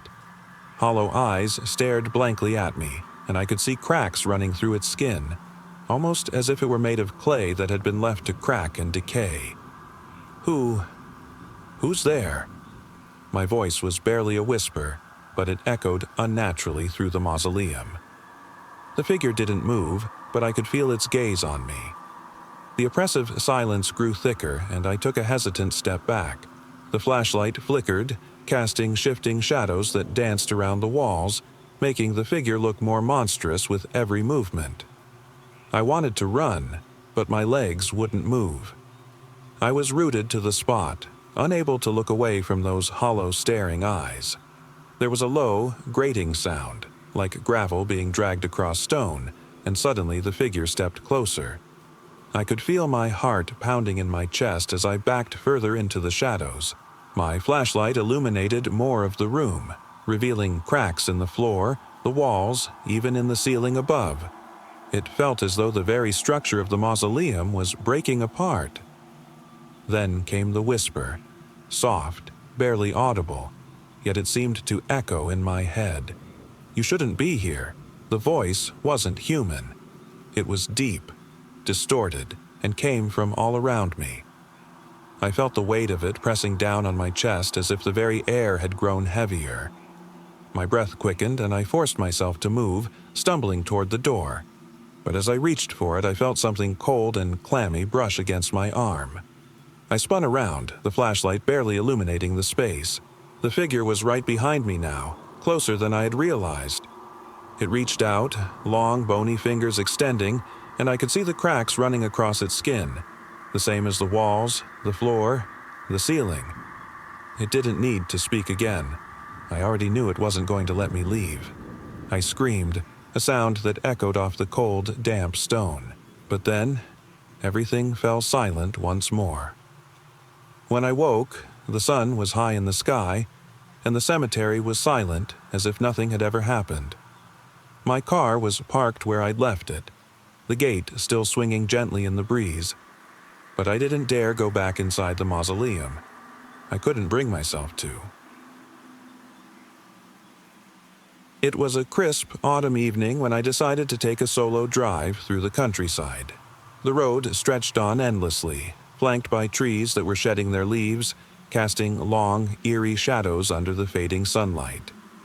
I always enjoyed these quiet drives, just me and the open road, away from the noise of the city. I'd taken this route countless times before, but tonight felt different. The air was thicker, almost oppressive, and I couldn't shake the feeling that I wasn't entirely alone out here. The road wound through rolling hills, with fields stretching far beyond the horizon. I passed a few dilapidated barns, their broken windows reflecting the golden hues of the setting sun. It was the kind of place where time seemed to have stopped, silent, isolated, and forgotten. As I drove, the familiar sound of my tires crunching over the gravel faded, replaced by a strange, distant echo, almost like footsteps following behind me. I glanced in the rearview mirror, half expecting to see someone. But there was no one, just empty road stretching out behind me. I shook my head, trying to dismiss the thought. Maybe it was just my imagination. But as I drove further, the feeling only grew stronger. It was as if someone was watching me from the shadows, waiting for the right moment to make themselves known. Eventually, I reached an old, overgrown trail leading into the woods. I couldn't help but take a detour, curious about the trees that loomed ahead. The leaves crunched beneath my tires as I ventured deeper into the forest. The air became cooler and the sounds of nature seemed to fade, leaving only silence. The trees stretched high above, their branches forming a dense canopy. blocking out the last rays of sunlight. It felt as if I had stepped into a different world, one untouched by time. I stopped the car and stepped out, taking a deep breath of the crisp, cool air. The forest felt alive in a way that made my skin crawl. The wind whispered through the trees, but there were no birdsong, no rustling of animals, just the stillness of the woods. I wandered off the trail, following a narrow footpath that seemed to beckon me deeper into the forest. Every step felt heavier, as if the trees themselves were watching, their twisted limbs casting dark shapes on the ground. Then I heard it again, the faint sound of footsteps. This time, they weren't distant or echoing. They were close, too close. I froze, my breath catching in my throat. The woods seemed to hold their breath, waiting. I slowly turned around, expecting to see something, or someone, standing behind me. But there was nothing. My heart pounded in my chest as I fought the panic rising in my throat. The silence was oppressive, broken only by the sound of my own shaky breathing. I clutched my phone tightly, turning on the flashlight. The beam cut through the darkness, illuminating the path ahead. I must have been imagining things. It had to be the isolation, the eerie quiet of the woods. I told myself that over and over, but deep down, I knew better. I retraced my steps, trying to shake off the feeling of being watched. The woods seemed to close in tighter, the path harder to see in the dim light. My flashlight flickered, then went out entirely, plunging me into darkness. I fumbled with my phone, trying to turn the flashlight back on, but it was dead. My signal had vanished, and I realized just how far I'd strayed from the main road. Panic set in. The feeling of being lost was overwhelming. The silence stretched on, broken only by the soft rustling of leaves in the wind. And then I heard it again. The footsteps. Closer this time. I could feel them behind me, just beyond the edge of my vision. I spun around, my breath hitching in my throat. Still, no one. I forced myself to walk faster, the crunching of leaves beneath my feet now sounding like whispers, like the trees themselves were speaking. The woods felt endless, as if they had no intention of letting me go. After what felt like hours, I stumbled onto an old, faded trail marker. The letters were barely legible, but I could just make out the word path etched into the wood. I followed the marker, hoping it would lead me back to my car. The silence was deafening, but at least now I had a point of reference. I kept my head down, not wanting to look behind me, where I knew something, or someone, was watching.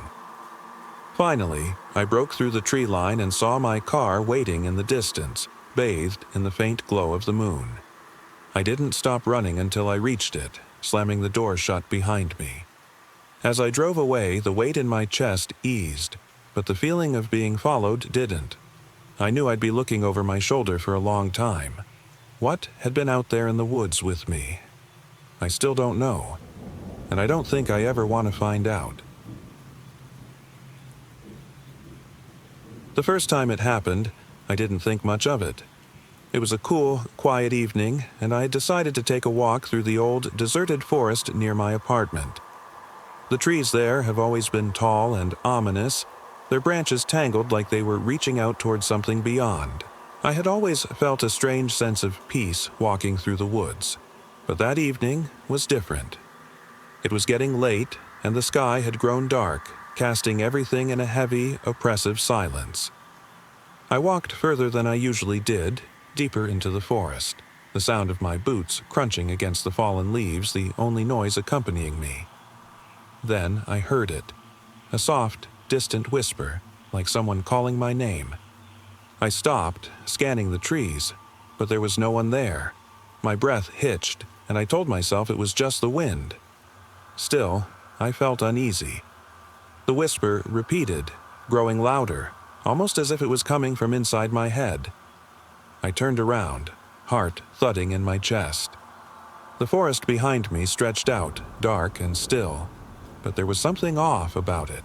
The trees seemed to loom closer, their shadows twisting and shifting in ways they shouldn't have.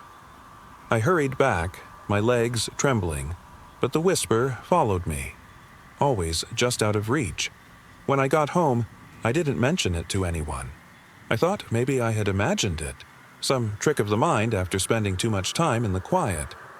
A week passed and I forgot about the whispers until the second night. This time, I wasn't walking through the forest. I was lying in bed, trying to sleep, when I heard it again. Fainter at first, but growing louder. The whispering came from the corner of my room.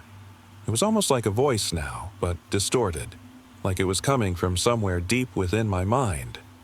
"Who's there?" I whispered, my voice trembling. The whispering didn't stop.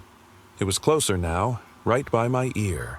"Come with me," it said, and the words sent shivers down my spine. I stayed frozen, my eyes wide open, heart pounding so hard I thought it might burst. The whispering didn't fade away. Instead, it seemed to grow louder, more urgent. "You belong with us," it murmured. I covered my ears, but the sound was still there, filling my head. I wanted to scream, but no sound came out. The next morning, I woke up exhausted, as though I hadn't slept at all. My head throbbed and I felt a strange emptiness that wouldn't go away. Still, I didn't tell anyone. What could I say? That I had heard voices? No one would believe me. Days passed, and everything felt different. The whispering never stopped, though I tried to ignore it. It was always there, when I was alone, when I was in public. It followed me like a shadow, growing louder, more distinct. One night, unable to sleep, I decided to confront it. I went back to the forest, driven by a need to understand what was happening. As I walked deeper into the trees, the whispering grew louder, until it was almost a scream. Then, in the dead silence of the woods, I saw them. Shapes, dark figures, standing just beyond the reach of the trees. They didn't move, didn't speak. They were shadows, but somehow, they felt real. The whispering became clearer. "You hear us now," one said. Its voice wasn't human. It was more like a collective, a chorus of countless voices. Terror gripped me, but I couldn't look away. The figures stretched toward me, their features twisted and distorted as though they had no faces, no identity, just voids of endless blackness. "I don't belong here," I whispered, my voice barely audible. The figures tilted their heads, a soft, eerie sound echoing through the forest. "But you do." I turned to run, but the figures followed as though they were part of the very shadows themselves. The whispering filled my ears, growing louder, until I could hear nothing else. I could feel them closing in, their presence suffocating. I woke up the next morning, lying on the ground, covered in dirt and leaves. The forest was silent again, as though nothing had happened. I was alive, but something had changed. Something inside me had shifted. The whispers have never stopped. They still come to me in the quiet, always closer, always more persistent. And now, I know they'll never let me go. I've always loved hiking, the kind of adventure that gets you far away from the noise of the city. So one weekend, I decided to explore a trail that few people talked about. It was located deep in the mountains, surrounded by dense forests and valleys so remote, the maps barely showed any signs of civilization. My plan was simple: hike all day, set up camp, and enjoy the peace and quiet. The trailhead was nothing more than a narrow dirt path hidden behind a row of thick trees. The first few hours were perfect. Sunlight filtered through the towering pines, birds chirped, and the air was crisp and fresh. The trail became steeper as I ascended, but I didn't mind. I relished the solitude, letting the quiet envelop me. The only sounds were the crunch of my boots on the dirt and the distant rustling of leaves in the wind. Around mid-afternoon, I decided to find a spot to set up my tent. I chose a small clearing near a stream, tucked away from the trail. It was picturesque, surrounded by towering evergreens and the soft trickling of water. I pitched my tent, unpacked some snacks, and settled down with a book, taking a deep breath of fresh mountain air. The silence was soothing at first, but as the day wore on, it started to feel oppressive. There was no wildlife, no rustling in the trees, no distant sounds of animals. It was as if the forest itself had gone completely still. I tried to push it aside, convinced I was imagining things. As the sun dipped lower, casting long shadows, I decided to take a short walk by the stream. The water was clear and cold, the perfect spot to reflect. I stood there, mesmerized by the way the light danced on the surface until I felt a sudden chill run down my spine. It wasn't the cool mountain air, it was something else entirely. I looked around, and the forest had become unnervingly silent. Even the breeze had stopped. The only sound now was the rushing water of the stream. I shook off the uneasy feeling and turned back toward my tent. That's when I saw it. Just at the edge of the clearing, a figure stood there, perfectly still, staring at me. It wasn't human. Its shape was wrong. Too tall, too thin. The head was tilted at an odd angle as if it couldn't quite move properly. Its eyes glowed faintly, hollow and unnatural. I couldn't breathe. My legs felt like they were frozen to the ground. I blinked, but when I looked again, the figure was gone. I stood there, heart hammering, trying to convince myself I'd imagined it. But deep down, I knew I hadn't. The forest was still unnaturally quiet, the stillness pressing in on me. I grabbed my pack and rushed back to the tent, every sound echoing too loudly in my ears. I didn't sleep that night. The wind returned, but it howled now, as if the forest itself was alive. Shadows danced around my tent, flickering in and out of view. Every creak of the tent fabric made me jump, my breath quickening with every passing second. At dawn, I packed up as fast as I could, leaving my campsite behind. I didn't care about the trail, about taking in the sights. All I wanted was to get back to the safety of the familiar world. As I stumbled down the trail, my heart still racing, I looked back one last time. The forest was still as quiet and empty as before. But deep down, I knew I wasn't alone. Whatever had been there, watching me, was still out there, waiting.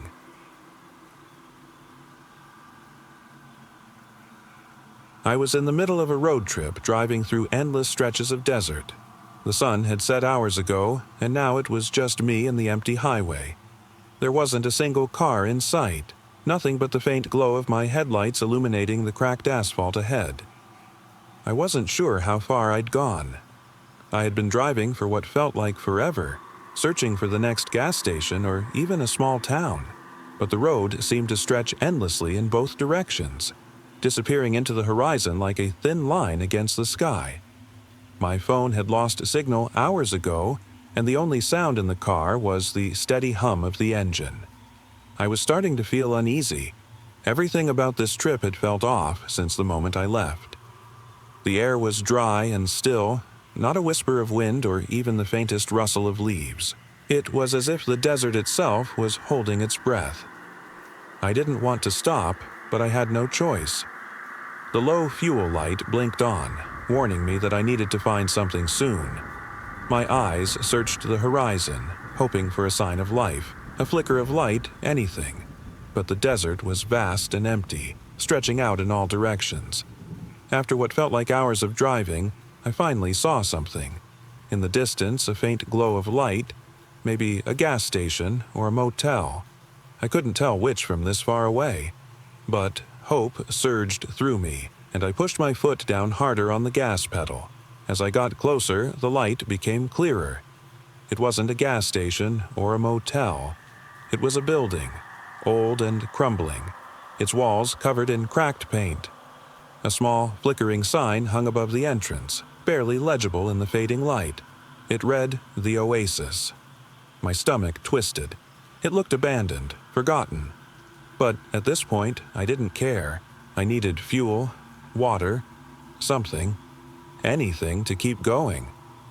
I parked my car in front of the building and stepped out. the heat still radiating off the pavement.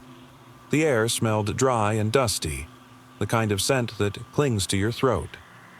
The front door creaked open as I pushed it. Inside, it was dimly lit by a few bare bulbs dangling from the ceiling. The shelves were empty, covered in a thick layer of dust. The coolers were all shut, ice long melted. It felt more like a ghost town than a place meant to serve travelers. "Hello," I called out, my voice sounding hollow in the silence. No reply. I moved through the aisles, hoping to find a supply of water or something to drink. But there was nothing. The only sound was my footsteps echoing against the cracked tile floor. It was eerie. The silence felt oppressive, as if the desert had swallowed up everything, leaving only this empty space behind. I made my way to the back of the store, where an old counter sat, covered in cobwebs. A small radio sat there, its antenna bent, dust coating its surface. I picked it up, hoping maybe I could get some signal, but static hissed from the speaker. Nothing but dead air. Desperation started to set in. I glanced at the clock on the wall. It was nearly 2 a.m. I had no idea how far I was from anything. I was isolated, completely alone in this vast, empty desert. Then I heard it, a faint, rhythmic tapping. It echoed from the direction of the front door. I froze, listening intently. The tapping continued, soft, deliberate, steady. It wasn't the wind. It didn't sound like something natural. "Who's there?" I called, my voice trembling. No answer. I crept toward the front, my heart hammering in my chest. The tapping grew louder, more insistent. It wasn't coming from outside, but somewhere inside the building. I couldn't tell where exactly. It sounded like it was right in front of me, but there was nothing there. I turned to look back at the counter, and that's when I saw it. A dark shape standing behind the glass. It wasn't human. It had no distinct features, just a shadowy, distorted form. It was watching me. I could feel its eyes, though I didn't know how that was possible. My breath hitched as I stepped back, trying to make sense of what I was seeing. It moved closer, slow, deliberate. I could hear its footsteps, even though they shouldn't have made a sound on the dust-covered floor. I bolted for the door, fear clouding my vision. The creaking footsteps followed me, closer now, as though it was right behind me. I threw open the door and sprinted into the night, the cold air hitting me like a slap in the face. I didn't look back. I didn't stop running until I was miles down the road, the building a distant blur behind me. My car waited, humming quietly, the only sound I could hear. I never went back. I don't know what I saw that night or if it was even real, but sometimes, when I drive through the desert, I wonder if I'll see that building again, or if something else will come for me. I never thought a simple evening trip to the beach could turn into something so terrifying. It wasn't supposed to be anything more than a quick getaway with a few friends. Just a drive down to the coast, a few hours of quiet by the water, and the calm of the waves lapping against the shore. We arrived around sunset, the sky a canvas of deep oranges and purples. The beach was nearly empty, save for a few other couples and a group of friends setting up a fire further down. The air was crisp but not cold, the sound of the waves a soothing backdrop. My friends and I found a spot near the water, spread out our blanket, and cracked open a few beers. It was perfect, peaceful, relaxing. We talked about nothing important, watching the horizon as the sun dipped lower into the sea. It was when the sky went dark that things started to feel off. The first clue came when I noticed the distant glow of a single flashlight, bobbing up and down as if someone were walking toward us along the shore. I didn't think much of it at first, maybe someone out for a late-night stroll. But then I noticed the way the light kept moving erratically, as if they couldn't decide where they were going. "Hey, does anyone else see that?" I asked, pointing toward the light. My friends followed my gaze, squinting into the darkness. "Probably just someone lost," one of them shrugged, but I couldn't shake the feeling of unease. The closer the light got, the more it seemed to flicker, as though whoever was carrying it couldn't see what they were doing. It bobbed and darted erratically, weaving along the water's edge like something lost at sea. Then, suddenly, the light disappeared. I was about to dismiss it when a low, guttural moan carried over the sound of the waves. My friends froze, glancing around. "What was that?" someone whispered. We all strained our ears, searching the darkness. The moan came again, this time louder, more distinct. It didn't sound human, more like a creature, something primal and unsettling. The moans echoed between the cliffs, bouncing across the empty beach. "Let's get out of here," someone said, their voice trembling. We grabbed our stuff and started walking back toward the car, the unease growing with every step. I kept looking over my shoulder, expecting to see something in the darkness, but there was nothing, just the endless stretch of black beach stretching before us. It wasn't until we reached the car that the second clue hit me. My phone buzzed. No service. Not a single bar. The town was only about 20 minutes away, and usually we'd have signal. But now, nothing. My friends and I exchanged uneasy glances as we climbed into the car. The air inside felt heavy, oppressive. I couldn't shake the feeling that we were being watched. As I drove, I kept glancing into the rearview mirror. The beach was behind us, just darkness now, but I still felt like something was there, something following us. That's when I saw it, barely visible in the dim glow of the headlights. A figure, tall, thin, and hunched over, walking in the opposite direction from us, toward the shore. I slammed on the brakes, my heart hammering in my chest.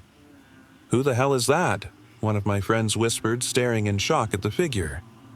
I couldn't answer. The figure didn't look human. Its head was tilted at an unnatural angle, as though it were studying us from afar. And that flashlight, it wasn't being held properly. It bobbed erratically as if whoever was holding it couldn't see straight. The figure moved closer to the water's edge, fading in and out of the darkness, then stopped. It stood there, motionless, staring in our direction. My friends and I didn't wait to find out what it was. I hit the gas, tires squealing as we raced back toward town. The whole way, I kept glancing back, expecting to see the figure chasing us. But it was gone. When we got to the edge of town, I pulled over, gasping for air. The tension was still there, but nothing followed us. Still, I couldn't shake the feeling that something had watched us, waited, and we had been too blind to notice. We've never spoken of that night again. The old barn was far from where I had ever expected to encounter anything remotely eerie. I grew up on a farm, and barns were part of life, places for animals, equipment, and nothing more. But that summer evening changed everything. It was supposed to be a simple task: check on the horses and ensure everything was secure before nightfall. My family had always kept the barn in good shape, but this one had been abandoned for years, unused since my grandfather had passed. Most of the time, we avoided going near it. Something about the way it loomed in the distance always made my skin crawl. I remember walking across the overgrown fields, the tall grass brushing against my legs as the sun dipped low, casting long shadows across the landscape.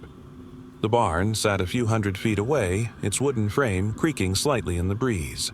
I had to see if the horses were okay, even though I didn't like the way the air felt around it. The moment I stepped inside, the silence was overwhelming. Dust floated in the slanting light that seeped through a broken roof panel. It was strange. Everything was as I remembered. But there was something else, a smell, musty and old, but beneath that, something faintly metallic. I couldn't place it. As I moved deeper into the barn, the air grew colder, biting at my skin. The sound of my footsteps echoed unnaturally. The faint noise of hooves clattering against the wooden floor like they were dancing, tapping in a pattern I couldn't quite make sense of. It didn't belong to the horses. I stopped. My breath misted in the stillness as I strained to listen. The clattering continued, but now it seemed further away, like something was moving deeper into the barn. I wasn't sure if it was my imagination, but the shadows appeared to shift, bending in ways they shouldn't have. They seemed alive, writhing like dark tendrils, stretching longer than they should in the dim light. Something was watching. I called out to the horses, but the silence swallowed my voice. There was no response, only the distant clattering sound that was now getting closer. I could feel the cold radiating off the wooden beams, seeping into my bones. That's when I saw it. At the far end of the barn, barely illuminated by the fading light, a figure stood motionless. It wasn't human, at least not entirely. Its shape was twisted, distorted, and though its face was obscured, I could feel the weight of its gaze. The shadows surrounding it seemed to pulse, shifting like a living thing, as if the figure controlled them. I couldn't move. My body refused to obey as I stared at it. The clattering had stopped, replaced by an unsettling silence that felt as though it was waiting for something. A chill ran through me, colder than the night air. Then the figure began to move toward me, slowly, deliberately. The floor groaned under its steps, as if the very wood resisted its presence. Its form twisted again, contorting unnaturally. The shadows seemed to cling to it, as though they were a part of it, not separate. I wanted to scream, to run, but my legs felt frozen. The figure stopped just a few feet away, the silence stretching between us. I could feel its cold breath on my skin, but there was no sound. Suddenly, it raised a hand, not to harm, but in a slow, deliberate motion, as if asking for something I couldn't give. The shadows extended toward me, and for a moment, I thought they might consume me. But then, as quickly as it appeared, the figure turned and vanished into the deeper shadows of the barn. I stood there, trembling, until the cold became unbearable. My legs finally moved, carrying me out of the barn, back into the open field. I didn't look back. The barn stood silent, as though nothing had ever disturbed its stillness. But something had. It was supposed to be a quiet evening out, just me and a few friends. We decided to explore an old abandoned theater that had been shut down for decades. The place was a relic, decaying with its crumbling facade and faded marquee. The theater had always been known for its eerie history, rumors of strange occurrences, unexplained disappearances, and whispers of something lurking in the shadows. We weren't expecting much beyond a few creepy sights and maybe some unsettling stories to tell afterward. It wasn't far from town, but far enough that no one really ventured there anymore. The building was dark, with broken windows and faded paint. The sign above the entrance flickered intermittently, creating fleeting glimpses of the name Riverview Theater. We stepped inside, the smell of decay hitting us immediately. Dust hung thick in the air, and the old red velvet seats were tattered and stained. The theater was massive, with the grand stage still intact, though the paint was peeling, revealing layers of once vibrant murals beneath. As we wandered deeper into the building, there was a strange silence. The creaks of the old floorboards echoed around us, amplifying every step we took. The air felt cold, unnatural. I shivered and glanced around, wondering if we'd come too far into a place that wasn't supposed to be disturbed. That's when things started getting strange. We found ourselves in what remained of the lobby. The front doors had long been boarded up, but there was a door behind the counter, leading to the projection room. My friends and I hesitated, but curiosity got the better of us. I led the way, opening the door slowly. Inside was a long hallway lit by dim, flickering bulbs. The walls were lined with faded, yellowing posters of long-forgotten movies. As we moved down the hall, the floor creaked beneath our feet, and I couldn't shake the feeling that something was watching us. The projection room at the end of the hall was locked. The old rusted door refused to budge no matter how much we pushed. I pulled out my phone to get a better look, and that's when I saw the graffiti etched into the wall. "We're watching you." My blood ran cold, and I realized that whoever wrote that wasn't kidding. I turned around, and that's when I noticed something. A figure, just a faint silhouette, standing at the back of the theater. It was obscured by the shadows, but its presence sent a wave of fear crashing over me. I could feel my heart pounding in my chest. I tried to tell myself it was nothing, but deep down, I knew better. I grabbed my flashlight, shining it in the direction of the figure. The light danced across the shadows, revealing nothing. The figure had vanished. "Hello?" I called out, my voice trembling. No response. We decided it was time to leave. Fast. But as we made our way back to the lobby, the door behind us slammed shut, cutting us off from the exit. Panic set in as we tried to force the door open, but it wouldn't budge. The sound of our breathing echoed in the empty theater, growing louder with every passing second. Suddenly, we heard a noise from above, the creaking of footsteps, slow, deliberate. My flashlight caught a glimpse of movement on the balcony. I froze, shining the beam up toward the second level. A figure stood there, staring down at us. This time, there was no mistaking it.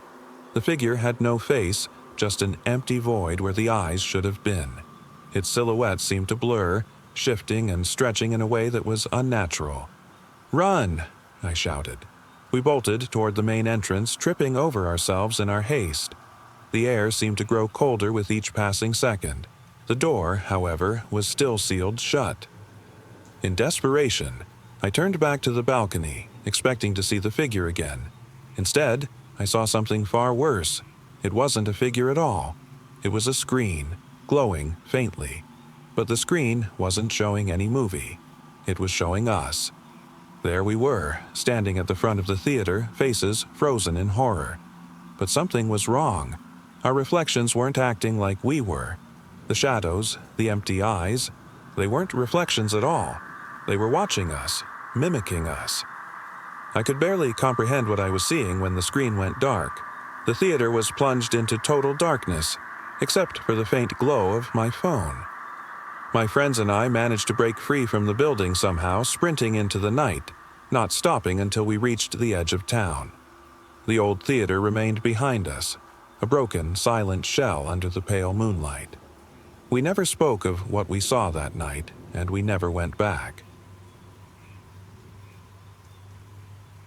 It started as an ordinary day at home. I lived alone in a small apartment in the city. Nothing special ever happened, and I liked it that way. But one evening, everything changed. The air was crisp, and I decided to open my window to let in some fresh air. The sounds of the city drifted up, cars honking, distant voices, the hum of traffic. But that evening, it felt different. The usual background noise was quieter, as if the city had fallen into some strange kind of hush. I didn't think much of it at first. Maybe everyone else was just quieter tonight. I made myself a cup of tea and sat on the couch, flipping through a book. But my focus was slipping. I felt like something was watching me. I couldn't shake the sensation, so I glanced toward the window. The street below was eerily quiet. No cars passed, no people walked by. It was like the world had suddenly gone still. I decided to step onto my balcony, which overlooked the narrow alley between my building and the next. The air felt colder, more oppressive. I leaned against the railing, trying to shake off the feeling of unease, but it only grew stronger. I swear, the alley had never looked this dark before. The street lamps that usually lit the way barely cast any glow tonight. Everything was in shadows. That's when I noticed it. Movement. At first, I thought it was a stray cat, but the figure that emerged from the darkness didn't move like any animal I'd ever seen.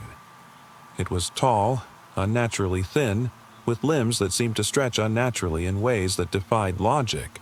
It glided more than walked, its movements fluid but disjointed. I couldn't see its face, but there was something about the way it moved.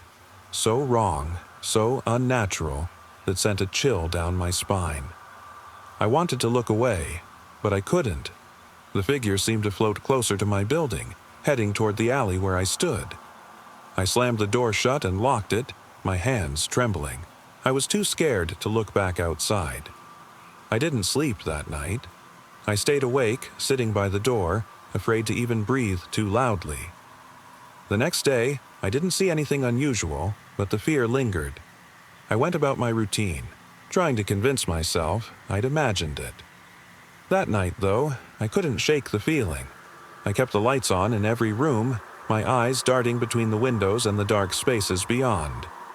Around midnight, I heard a soft knocking at the door. My heart stopped. I froze, my breath hitching. The knocking continued, slow and deliberate, as if whoever was on the other side was counting each tap. I grabbed my phone and backed away, heart racing. "Who's there?" I whispered, my voice shaking. There was no response, just that relentless knocking. I stood there, unable to move, listening to the sound echo through my apartment. Then came a louder knock, followed by the faintest whisper, barely audible, "Let me in." I bolted the door and hid under my bed. I didn't come out until morning, my mind in a fog of fear and disbelief. To this day, I never found an explanation for what I saw or heard. But I know one thing. Whatever was out there, it wasn't something human. My friends and I had been planning a hiking trip for weeks, a chance to escape the city and immerse ourselves in the quiet, untouched beauty of the mountains. We were tired of screens and the constant noise of everyday life. This would be our chance to disconnect and recharge. The trailhead was only about an hour's drive from town, and we arrived just as the sun was beginning to set. The air was crisp, and the towering pines stretched endlessly in every direction. The trail was well worn, though not overly crowded. It was perfect. As we started the hike, the conversations flowed, and we basked in the sounds of nature, the crunch of gravel beneath our feet, the soft rustling of leaves, and the distant call of birds. We decided to set up camp a few miles in, beside a stream that meandered through the forest. The spot felt isolated and peaceful, exactly what we were looking for. As we set up our tents and built a fire, the sun dipped lower, casting long shadows across the ground. That's when it started. At first, it was subtle, a faint rustling in the underbrush. I figured it was just some wildlife, maybe a deer or a squirrel. But as the evening deepened, the sounds grew more distinct. It wasn't just the rustling anymore. There were footsteps. Quiet at first, but steady, following us. I stopped and turned around, expecting to see one of my friends. But no one was there. The woods were still except for the distant hum of insects. I didn't say anything to the others. I didn't want to worry them. But my nerves were already fraying. Every step we took, I felt like we were being watched. The sounds of the forest, which had been so comforting earlier, now felt oppressive. It wasn't just wildlife out there anymore. By the time we made it to camp, the shadows had grown long and deep. The fire we built crackled loudly, and we huddled close, trying to keep warm. I kept my eyes on the tree line, expecting to see someone emerge, but nothing ever came. It wasn't until later, after we had settled in, that I noticed something strange. The footsteps, whatever was following us, they had stopped. The forest was silent once again. But it wasn't a comforting silence. It felt wrong, hollow, as though something had vanished. I woke up a few hours later, shivering. The fire had burned down to a few glowing embers, but the night was still warm. I stepped out of my tent, hoping some fresh air would calm me. As I stood there, looking at the quiet trees, I noticed something bizarre. The usual sounds of the night, the rustling of leaves, the distant chirp of crickets, were gone. The forest was completely still. Then I heard it, a soft, uneven breathing. It was coming from the woods, just beyond the tree line. My blood ran cold. I couldn't move, couldn't breathe. I was rooted in place, unable to tear my eyes away from the dark. The breathing grew louder, more distinct. It wasn't human, that much was clear. It was shallow, labored, almost as if whatever was out there was struggling to draw air. The sound wasn't far from where we had camped, but the direction was unclear. I felt like whatever was out there was looking for us, and now that it had found us, it was circling closer. A chill ran down my spine as I realized something. Those footsteps earlier, they weren't just following us. They were guiding something toward us, toward the camp. I could feel the presence growing closer. My mind raced with thoughts. Should I wake my friends? But what could I tell them? I didn't want to put them in more danger than they already were. Instead, I grabbed my flashlight and shined it toward the woods, hoping to catch a glimpse of whatever was out there. For a moment, there was nothing, just the endless shadows and the faint rustling of leaves. And then I saw it. A figure. Tall, obscured by darkness but unmistakable. Its form wasn't human. It seemed wrong, like something twisted and unnatural. It stared at me from the edge of the trees, unmoving, its hollow eyes glinting in the faint light of my flashlight. My heart thudded in my chest as I stared back, frozen in place. I wanted to scream, to run, but my legs wouldn't move. The figure took a step forward, and I could see now, the uneven, staggering gait as if it wasn't fully human. The outline of its face was blurred, almost as if it wasn't meant to be seen. Then, just as suddenly as it appeared, it vanished into the woods. The breathing stopped. The silence returned. I didn't sleep for the rest of the night. My friends never woke up. By dawn, I convinced myself that whatever it was gone. I woke them and told them we needed to leave, that I wasn't feeling well. None of them questioned it. We hiked out of the forest, and I've never gone back. I've tried to convince myself it was just fear and exhaustion, that I imagined everything. But even now, I can't forget those hollow eyes, staring from the darkness. Whatever it was, I don't believe we were alone that night. I had always enjoyed hiking alone. The quiet solitude of nature was something I craved, especially after long, stressful weeks. One summer afternoon, I decided to head to a remote trail I'd been eyeing for months. It wasn't marked on most maps, secluded deep in the forest. The trailhead was a dirt path hidden off a narrow road, barely visible to anyone passing by. The hike started as usual. The air was cool, filled with the scent of pine, and the only sound was the crunch of leaves beneath my boots. I reveled in the stillness, lost in the rhythm of my footsteps and the sound of birds overhead. For hours, I trekked through the dense woods, following the winding trail deeper into the forest. The trail eventually began to narrow, the trees pressing in around me. It wasn't long before I realized I'd lost my bearings. I pulled out my map and compass, but neither gave me any clue as to which direction I should go. I sat down on a large rock, trying to collect my thoughts, but the sense of isolation began to creep in. I tried to shake it off, reminding myself that I wasn't truly lost, just turned around. But as the hours passed and the sunlight dimmed, I started feeling something was wrong. The forest felt heavier. The usual sounds of birds had fallen silent, replaced by an eerie quiet. It was as though the woods themselves had become aware of my presence. I pressed on, my pace quickening, though fear began to seep into my bones. I needed to get out of there. The trail eventually split into two. I didn't know which way to go, so I flipped a coin. Heads. I took the right path.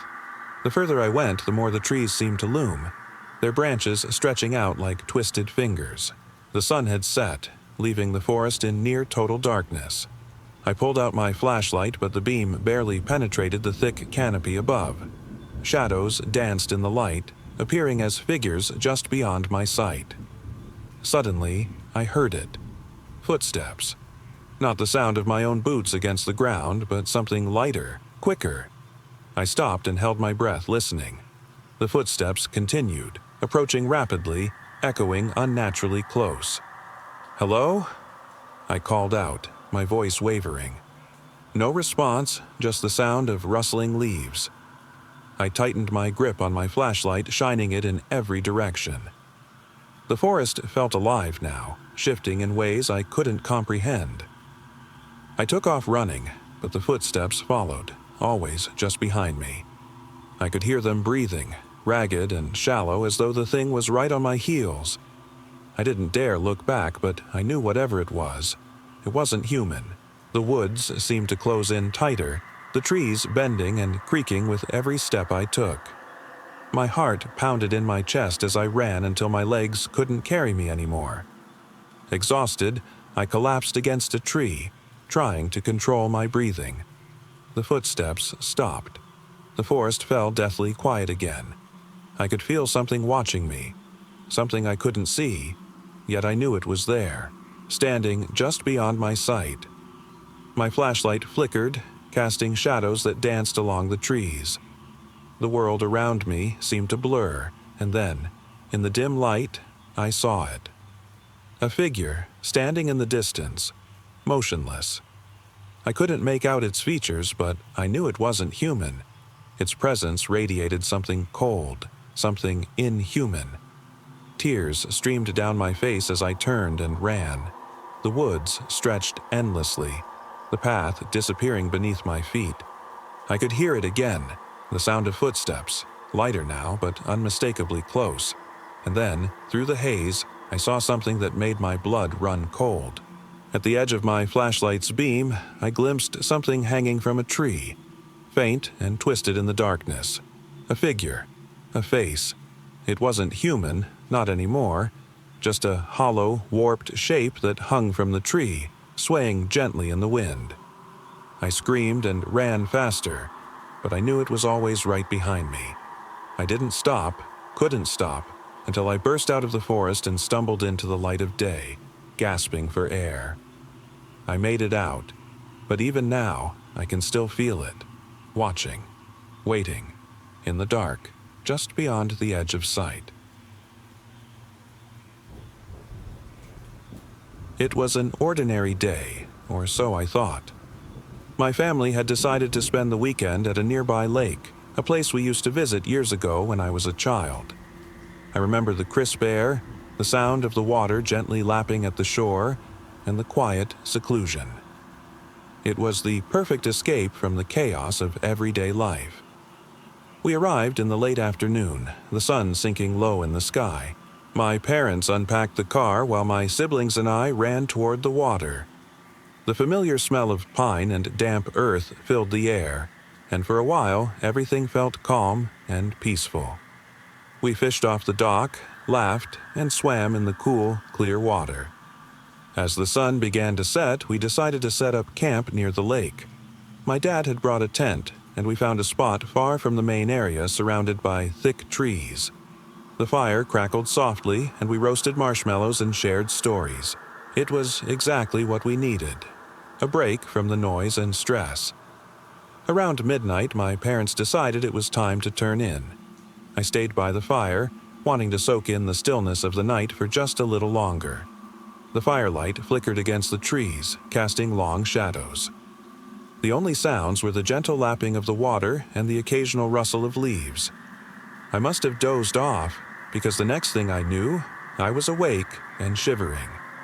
The fire had burned down to glowing embers, leaving only faint traces of warmth. The forest around me was silent, but there was something off. I sat up, stretching my arms. The air felt colder than before, and there was a strange stillness, like the whole world had stopped breathing. I glanced at the tree line, expecting to see the familiar shape of the tent, but it was gone. In its place was only darkness. At first, I thought maybe my family had gone for a walk or stepped away from the camp, but something didn't feel right. I called out their names, my voice swallowed by the stillness. No response. I stood up, my heart hammering. The night was pitch black, with only the faint glow of the stars to guide me. My breath fogged in the cold air, and the oppressive silence wrapped around me like a heavy blanket. I tried to stay calm, telling myself they were just nearby, maybe searching for firewood or exploring. I made my way toward the tree line, stepping cautiously over the uneven ground. The woods seemed endless, the trees towering above me, their branches twisting in strange, unnatural shapes. The silence grew louder with every step I took. It wasn't until I stumbled across something that I stopped cold, a trail of small bare footprints in the dirt. They were tiny, almost childlike, but there were no children in our group. I followed them for a few steps before the unease turned to terror. The footprints led away from our camp toward the deeper parts of the forest.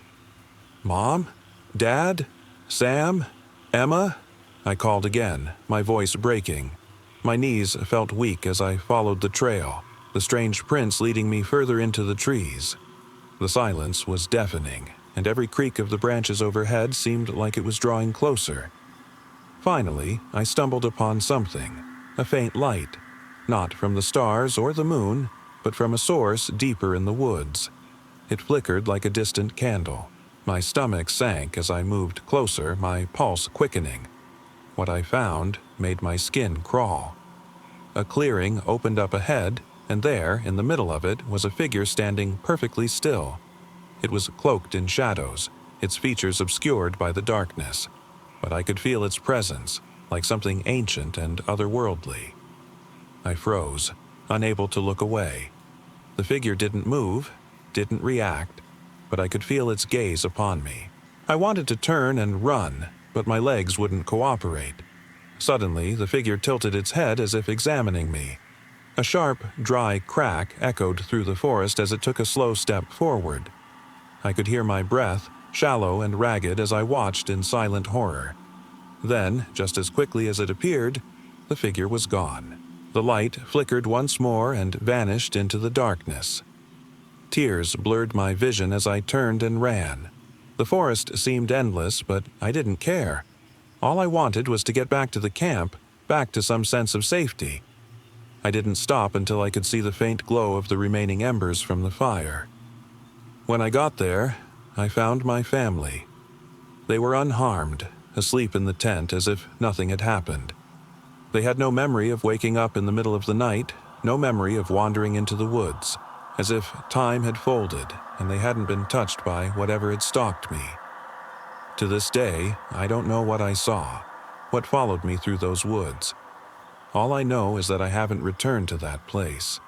The memories still haunt me, and every time I hear the sound of silence, I'm reminded of that night, when something far beyond explanation walked in the shadows.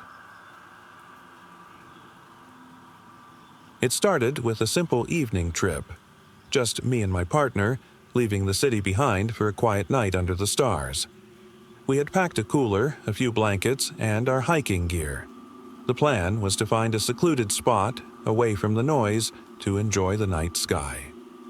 We drove out of town, into the rolling hills, the familiar sights of the city fading behind us. The roads became narrower, winding through forests, the trees towering overhead, blocking out the last of the fading light. By the time we reached a clearing by a small lake, the sun had vanished, leaving us in complete darkness. The spot was perfect. No light pollution, just the stillness of nature. We set up our tent near the water's edge, ate some snacks, and stretched out on our blankets, gazing at the sky. It was peaceful, serene. For a while, we didn't say much, just soaking in the quiet. Around midnight, we decided to take a walk along the shore. The lake was calm, almost like a mirror reflecting the stars above. I felt a sense of tranquility, the kind you only get when you're far from everything.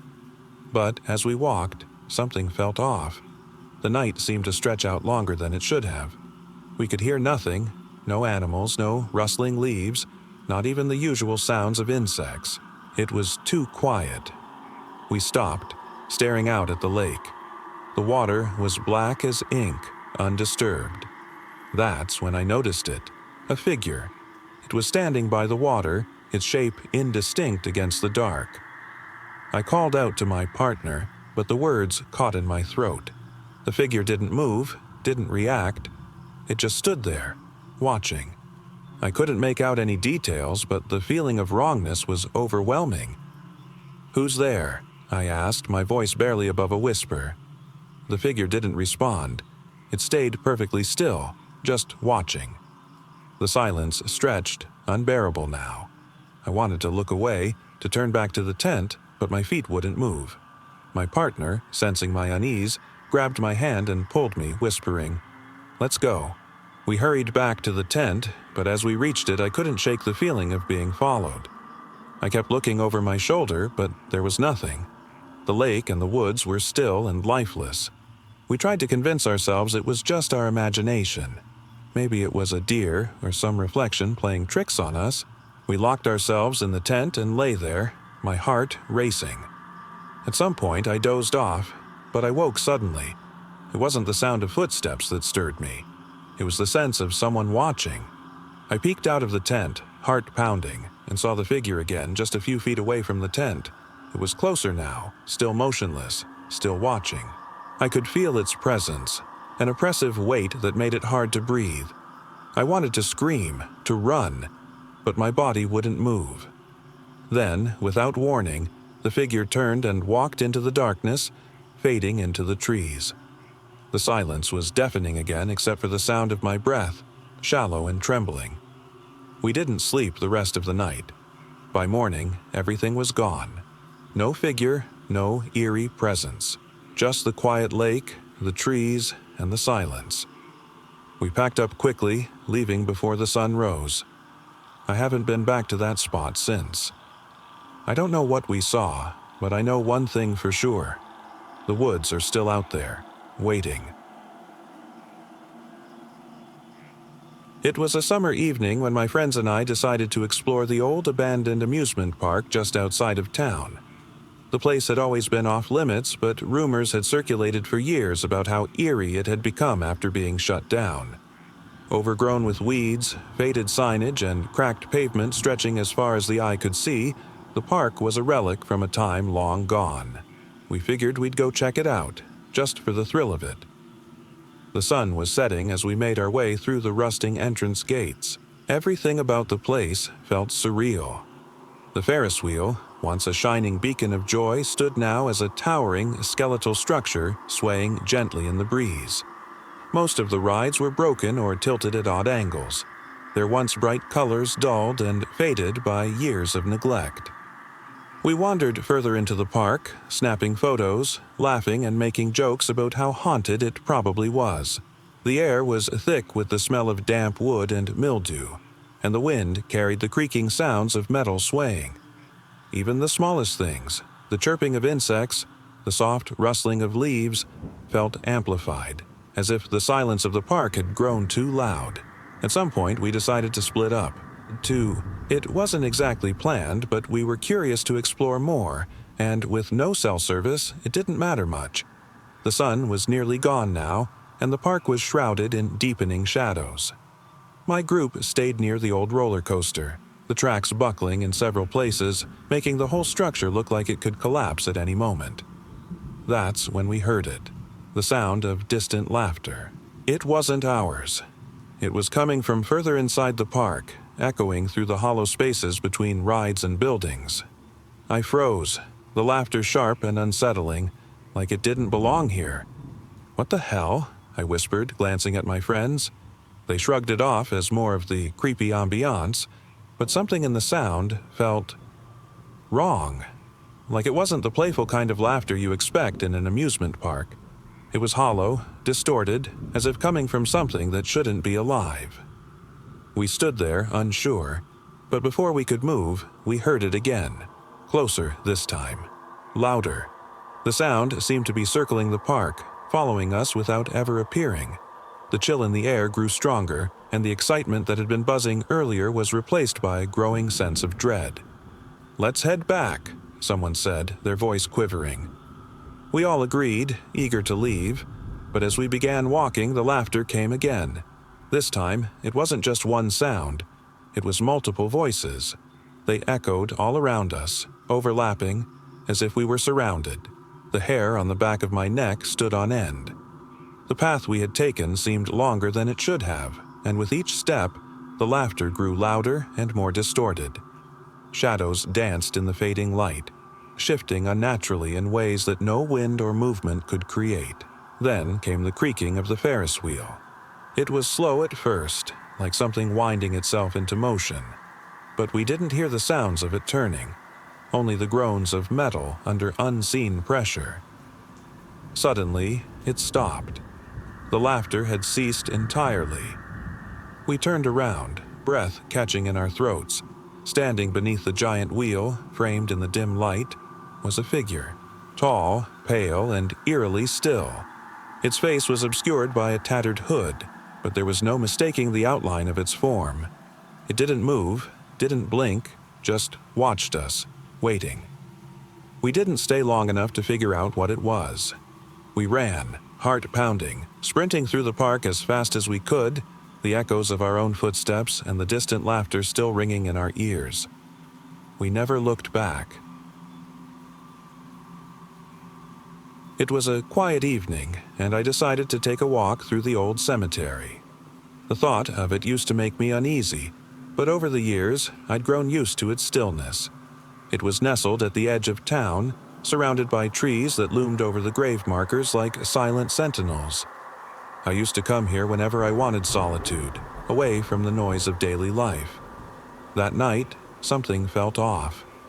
Even though I'd walked these grounds countless times, the air felt heavier, thicker. The sky was overcast, casting everything in a dim gray light. I didn't see another soul around, which wasn't unusual. The place had long since fallen into disuse. The graves seemed older than I remembered, some barely legible, the inscriptions worn away by time.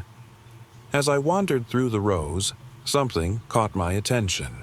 Faint whispers, too quiet to make out but insistent. I strained my ears, expecting to hear nothing but silence, yet the whispers grew louder. Not words, just hushed murmurs as if someone was close, though I couldn't see anyone. I tried to shake it off, thinking maybe the wind was playing tricks on me. But the hairs on my neck stood up. The cemetery had always been quiet, peaceful, but tonight it felt like I wasn't alone. Then I saw him, or rather, it. At first, it was just a figure in the distance, blending with the shadows. A man, or at least I thought it was a man. He stood at the edge of a broken gravestone, motionless, watching me with eyes I couldn't see but felt. My heart pounded. I wanted to turn and run, but my legs wouldn't move. The figure stepped closer, and as it did, I could make out more of its features, or rather, the lack of them. There was no face, just a void where the eyes should have been, empty and black. It wasn't human, not anymore. My breath hitched, and I realized I couldn't look away. The whispers were louder now, surrounding me, growing more insistent. The figure raised its hand, reaching toward me, and I felt something inside me snap. I turned and ran as fast as I could, my heart hammering in my chest. The graves blurred past me, the whispering growing louder, more urgent. I didn't dare look back, but I could feel its presence closing in. I didn't stop until I reached the edge of the woods, my legs giving out beneath me. I collapsed against a tree, trembling, waiting for something to happen. But the figure never followed. I sat there for what felt like hours, unable to move, unable to speak. The whispers faded, leaving only the silence. When I finally got to my feet and looked back, the cemetery was empty. The figure was gone, as if it had never been there. I don't know what it was, and I'm not sure I want to know. I haven't returned to the cemetery since. It was an ordinary Saturday morning when my friends and I decided to take a trip out to an old lake, tucked away from civilization. We were looking for something remote, peaceful, a way to escape the noise of daily life. The drive was long, and as we got further from the city, the landscape changed from paved roads to dusty trails and towering trees. The lake itself was beautiful, serene, surrounded by dense forest. We'd read about it online, something about its still, clear waters and the promise of tranquility. The plan was simple: hike around the lake, find a nice spot to set up camp, and spend the day swimming, fishing, and lounging by the shore. When we arrived, we were the only ones there. It felt like we had the entire lake to ourselves, the kind of solitude you only find when you're far away from everything. We unpacked our gear and set up camp, the sound of birds and the rustling of leaves the only things breaking the silence. As the sun dipped lower and the air cooled, we went to the shore to relax. The lake was calm, the water reflecting the orange glow of the sunset. We joked and laughed, tossing pebbles into the water, the sound echoing in the stillness of the woods. It was the kind of peace we'd all been craving. But that peace didn't last. It started with a noise, a distant, hollow thump. At first, I didn't think much of it. Maybe it was an animal or just the wind carrying strange sounds from deeper in the forest. But as the evening wore on, the thumping became more distinct, more deliberate. It wasn't fading away either. It seemed to be getting closer. I glanced at my friends, their faces mirroring my unease. None of us said anything at first, not wanting to ruin the atmosphere. But the thumps persisted, and now I could hear something else. Soft whispers, barely audible, carried on the breeze. The hairs on the back of my neck stood up. One of my friends, Sam, broke the silence. "Did you guys hear that?" We all nodded, uneasy. The sound was closer now. Too close. It wasn't just in the distance anymore. It was almost as if whatever was making those sounds was right there, just out of sight. We tried to convince ourselves it was probably an animal, maybe a deer or some other forest creature. But whatever it wasn't leaving. The thumping was steady, relentless, and the whispers felt like they were growing louder. "Let's go check it out," Sam suggested, his voice trembling slightly. None of us were particularly eager, but curiosity outweighed our fear. We gathered our flashlights and followed the sound deeper into the woods. The trees became denser, the air cooler, and the silence seemed to press in on us. The whispers were unmistakable now, low and guttural, spoken in a language I couldn't recognize. It was almost like they were speaking directly into my head, as if they knew I could hear them. Suddenly, the thumping stopped. The forest became eerily still again, and for a moment I thought we'd lost whatever had been making the noise. But then, just as I was about to speak, I heard it, the sound of footsteps. Not ours. These steps were slow, deliberate, and there were far too many of them. We stopped in our tracks, shining our flashlights into the trees, but there was nothing. No one there. Yet the footsteps continued, growing louder, as though they were circling us, closing in. Then, out of the corner of my flashlight beam, I saw them. Shadows, dozens of them, moving through the trees. They weren't human, not exactly. More like distorted shapes, figures with no faces, no features, just black voids where they should have been. They didn't run. They glided through the forest with an unnatural, fluid grace. We couldn't speak. We couldn't move. The shadows drew closer, closing the space between us. I could feel their presence, their gaze upon us, even though there was nothing to see. It was as if they were pulling us in, whispering promises of silence and darkness. The forest seemed to breathe, the trees swaying gently as if they too were part of whatever was watching us. I felt as though I was being drawn towards something beyond comprehension. Then, as suddenly as they appeared, the shadows vanished, leaving only silence. We stood there, frozen in place, the echoes of their whispers still ringing in my ears. It wasn't until we realized that the lake, once visible through the trees, was no longer in sight. We had wandered too far into the woods, far from where we had set up camp. Panic set in as we realized we were lost, but deep down, I knew whatever had followed us would never leave, at least not entirely. I remember the day clearly. It wasn't anything special, just a regular evening in an old, crumbling city. The streets were quiet, almost too quiet, as if the world had paused. I was walking home from the library after a long day of studying. The streetlights flickered weakly, casting long, flickering shadows that seemed to stretch unnaturally across the cracked pavement.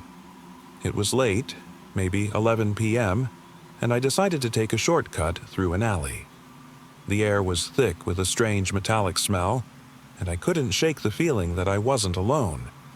I kept walking, trying to convince myself it was just my imagination, but the feeling only grew stronger. I reached the mouth of the alley when I heard a soft, uneven scraping sound behind me. I froze. My breath caught, and I turned slowly, expecting to see someone, maybe a homeless person or a cat. but there was nothing. The alley stretched behind me, empty and dark. My heart pounded as I took a cautious step backward, keeping my eyes on the shadows. I scanned the space again, hoping to find some rational explanation for the noise. There was nothing. I continued walking, but the unease lingered. The scraping sound echoed in my mind, growing louder with every step. I glanced back one last time and saw it, a figure standing at the far end of the alley, obscured by the dim light. It didn't move, just stood there, watching. I couldn't make out any details, but I felt its presence in my bones. My legs felt frozen, like I couldn't move. The figure remained still, watching, as though it was waiting for me. Then, from the corner of my eye, I saw another shadow, just to my left. This one was closer, much closer. I could feel its cold breath on my neck as I turned to look, but there was nothing there. Panic set in. I started running, my footsteps echoing through the alley, but I couldn't shake the feeling of being followed. Every turn I took, there was always something watching, always a presence just out of reach. Eventually, I found myself at the end of the alley, my chest heaving, breath coming in ragged gasps. The streets stretched out before me, quiet as ever. I didn't know how long I'd been running, but the silence was worse than the fear. It wasn't until I turned to leave the alley that I saw them again. 3 figures, standing perfectly still, watching me from across the street. Their faces were hidden, shadows consuming them, but I could feel their gaze as if they were right beside me. They didn't move. They just stood there, watching. I forced myself to look away and ran as fast as I could, not stopping until I was safe inside my apartment. But even then, I couldn't shake the feeling. The silence of the night was broken only by my own trembling breath. I don't know what those figures were, or what they wanted. All I know is that I've never felt that kind of fear before, and I hope I never feel it again. It was a quiet evening, and I had decided to go for a walk along the old, unused rail trail that ran near the edge of town. The trail had been out of service for decades, overgrown with thick underbrush and left to the elements. A relic from another time, it was now little more than a forgotten path through the woods. The sun was setting, casting long shadows across the trail. I didn't expect to run into anyone.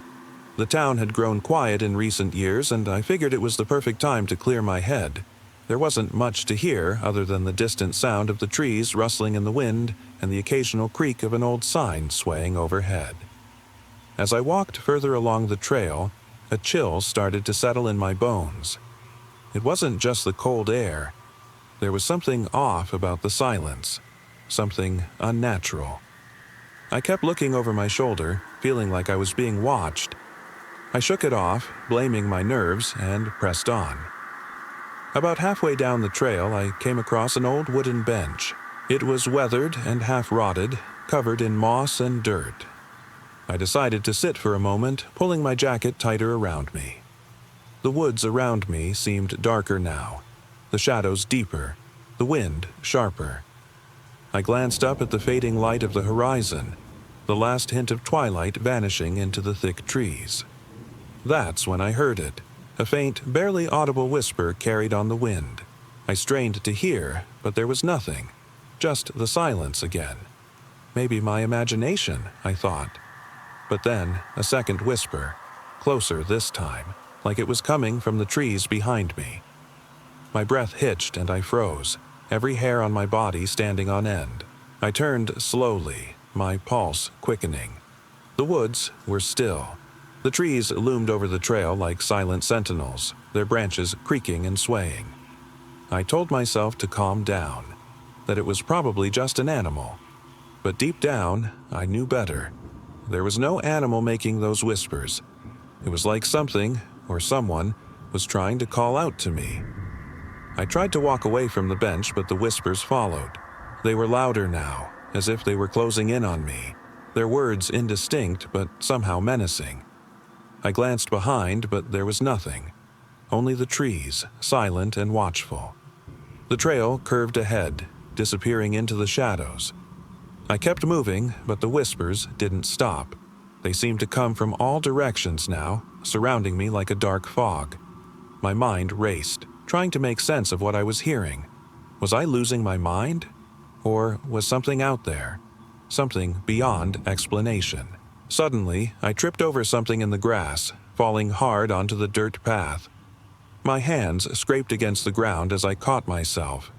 Looking down, I saw it.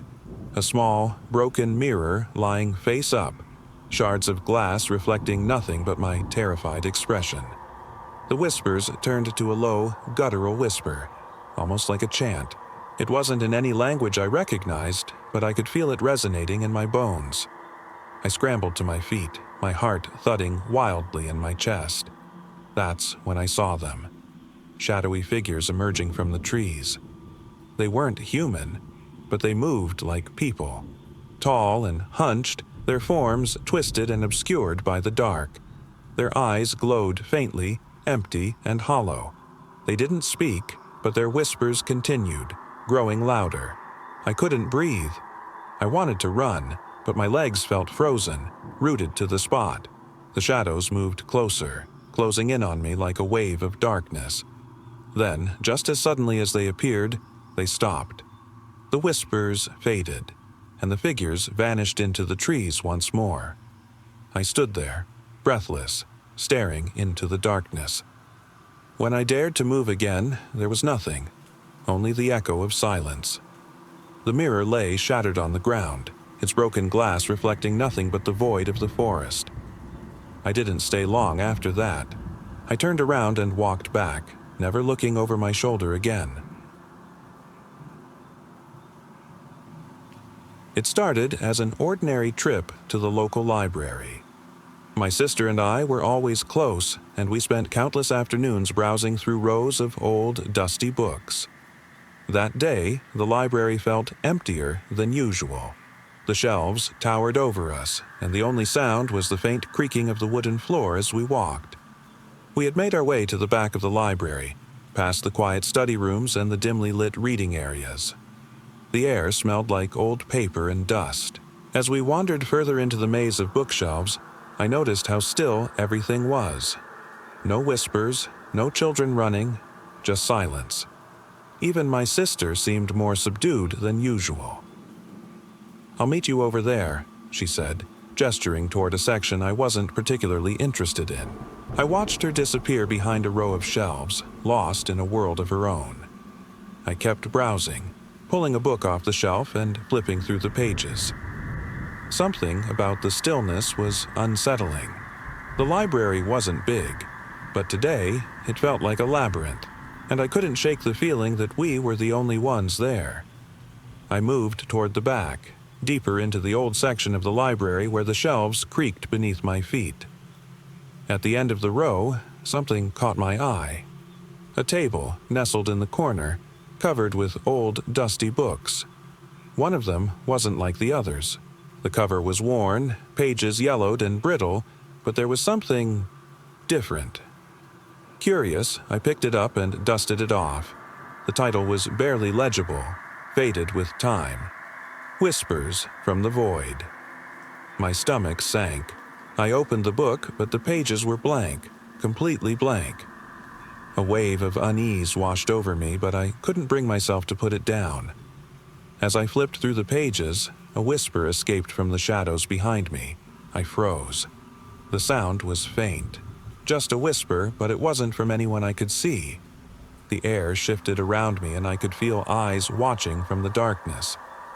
I turned, but there was nothing. Just the tall shelves stretching into the dim corners of the library. My heart thudded against my chest and I knew something wasn't right. The whispers grew louder, echoing through the silent aisles. "Hello?" I called out, my voice trembling. No answer. Only the low, endless whisper that seemed to be coming from everywhere at once. I clutched the book tightly and began to back away. I had to find my sister.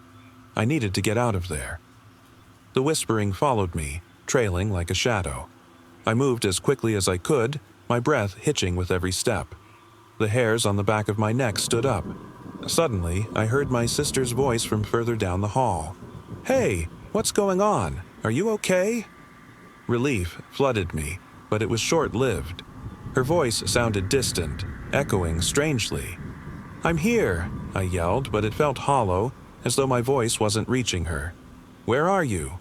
No response. The whispers grew louder, drowning out any trace of my sister's voice. I turned the corner, hoping to find her, but the library seemed to twist and stretch before my eyes. The rows of shelves seemed endless now, stretching far beyond what I remembered. "Please, just tell me where you are," I shouted, my voice breaking. Silence. And then I saw her. She was standing at the end of the hall, but something was wrong. Her figure wasn't quite right. Her back was arched unnaturally, and she wasn't moving like she usually did. It was as if she were floating. "Please come back," I cried, my legs trembling as I rushed toward her. But as I drew closer, I noticed her face. It wasn't my sister's. The eyes that stared back at me were hollow, empty, devoid of anything human. A sinister grin stretched across her lips. "No," I whispered, backing away. The whispers filled the air once more, louder now, like a chorus of unseen voices. The library seemed to stretch endlessly around me, each shadow deeper and darker than before. I turned to run, but the endless corridors shifted, moving as if the library itself was alive. I couldn't escape. Then, from the depths of the shadows, I heard a voice, calm, serene, yet undeniably chilling. "You're not supposed to leave." I closed my eyes, clutching the book to my chest. When I opened them again, everything was silent. The whispers had stopped. The library was still, eerily quiet. But when I turned around, my sister was gone. And so was the book. I'll never forget that summer afternoon when I went for a hike. I wasn't a hiker, far from it. I was out of shape, but the trails near the mountains had always called to me. The air was warm, the sun was bright, and the forest stretched endlessly in every direction. I decided to take a trail that led deeper into the woods, away from the main paths and the familiar sounds of civilization. At first, everything seemed perfect. The birds chirped, the trees rustled gently in the breeze, and the only sounds were the crunch of leaves beneath my feet. I wasn't exactly sure where I was going, but I didn't care. It felt freeing to be away from the constant noise of phones, people, and the city. I walked for hours, letting my thoughts drift as I lost track of time. Then, the atmosphere shifted. It wasn't sudden, more like the gradual descent into something off. The birds stopped singing, and the forest became eerily silent. The air felt heavier, thicker. The light filtering through the trees seemed dimmer, almost unnatural. I noticed the shadows stretching longer than they should have, growing darker, more menacing. My stomach twisted. I stopped and looked around, unsure why I felt so uncomfortable. Everything seemed the same. Trees, rocks, the trail, but something wasn't right. My instinct screamed that I wasn't alone. Slowly, I turned in a circle, scanning the forest. There was no one, just the trees, endless and unchanging. I tried to tell myself it was nothing, that I was just imagining things. But the longer I stood there, the more I felt eyes on me, watching.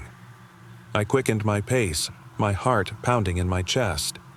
The trail curved ahead, leading deeper into the woods, but I didn't want to go any farther. I wanted to turn back. My breath grew ragged, and with each step the sense of being followed only grew stronger. Then I heard it.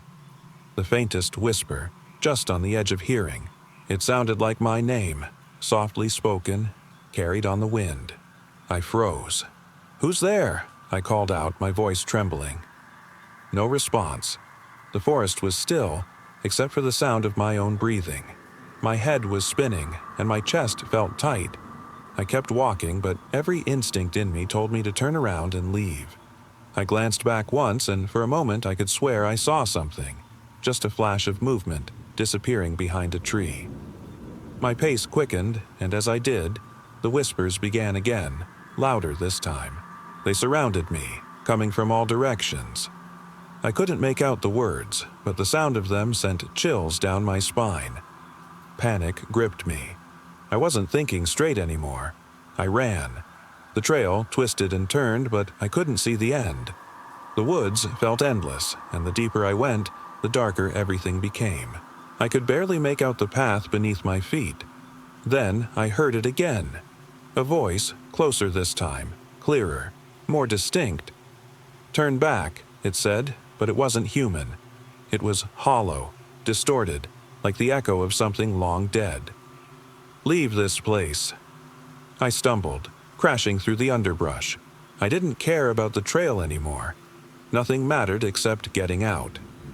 My mind was screaming for answers, but I knew there weren't any. Suddenly, I burst out of the trees into a clearing. My eyes widened. There, in front of me, stood a figure. Tall, impossibly thin, with skin that seemed to ripple like smoke. Its eyes were black, hollow, and empty. It didn't move, just stood there, watching me with a cold, unsettling stare. I stopped, paralyzed by fear. My breath hitched and my legs felt like they would give out. But something inside me told me to run. I had to get away.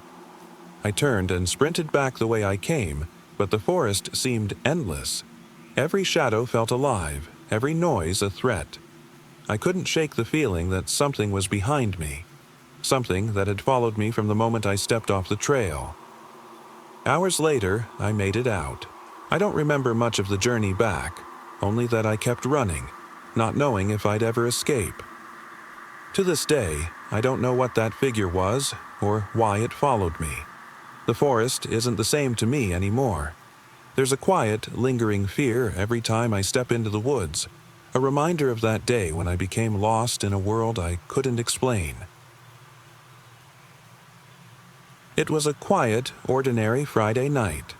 I worked at a small local museum, one of those places with dim lighting and long hallways filled with ancient artifacts. The building had a certain charm to it, but by night it felt hollow, lifeless, like the stories of the past were fading into silence. My shift was from midnight to 8 a.m., and most nights were uneventful, just me and the quiet hum of security cameras. That night, everything was routine as usual. I walked through the galleries, checking the displays, making sure everything was locked up tight. The only sounds were the creak of my footsteps and the faint echo of the security system beeping softly. Around 2 a.m., I was in the main hall near the old exhibit on ancient civilizations.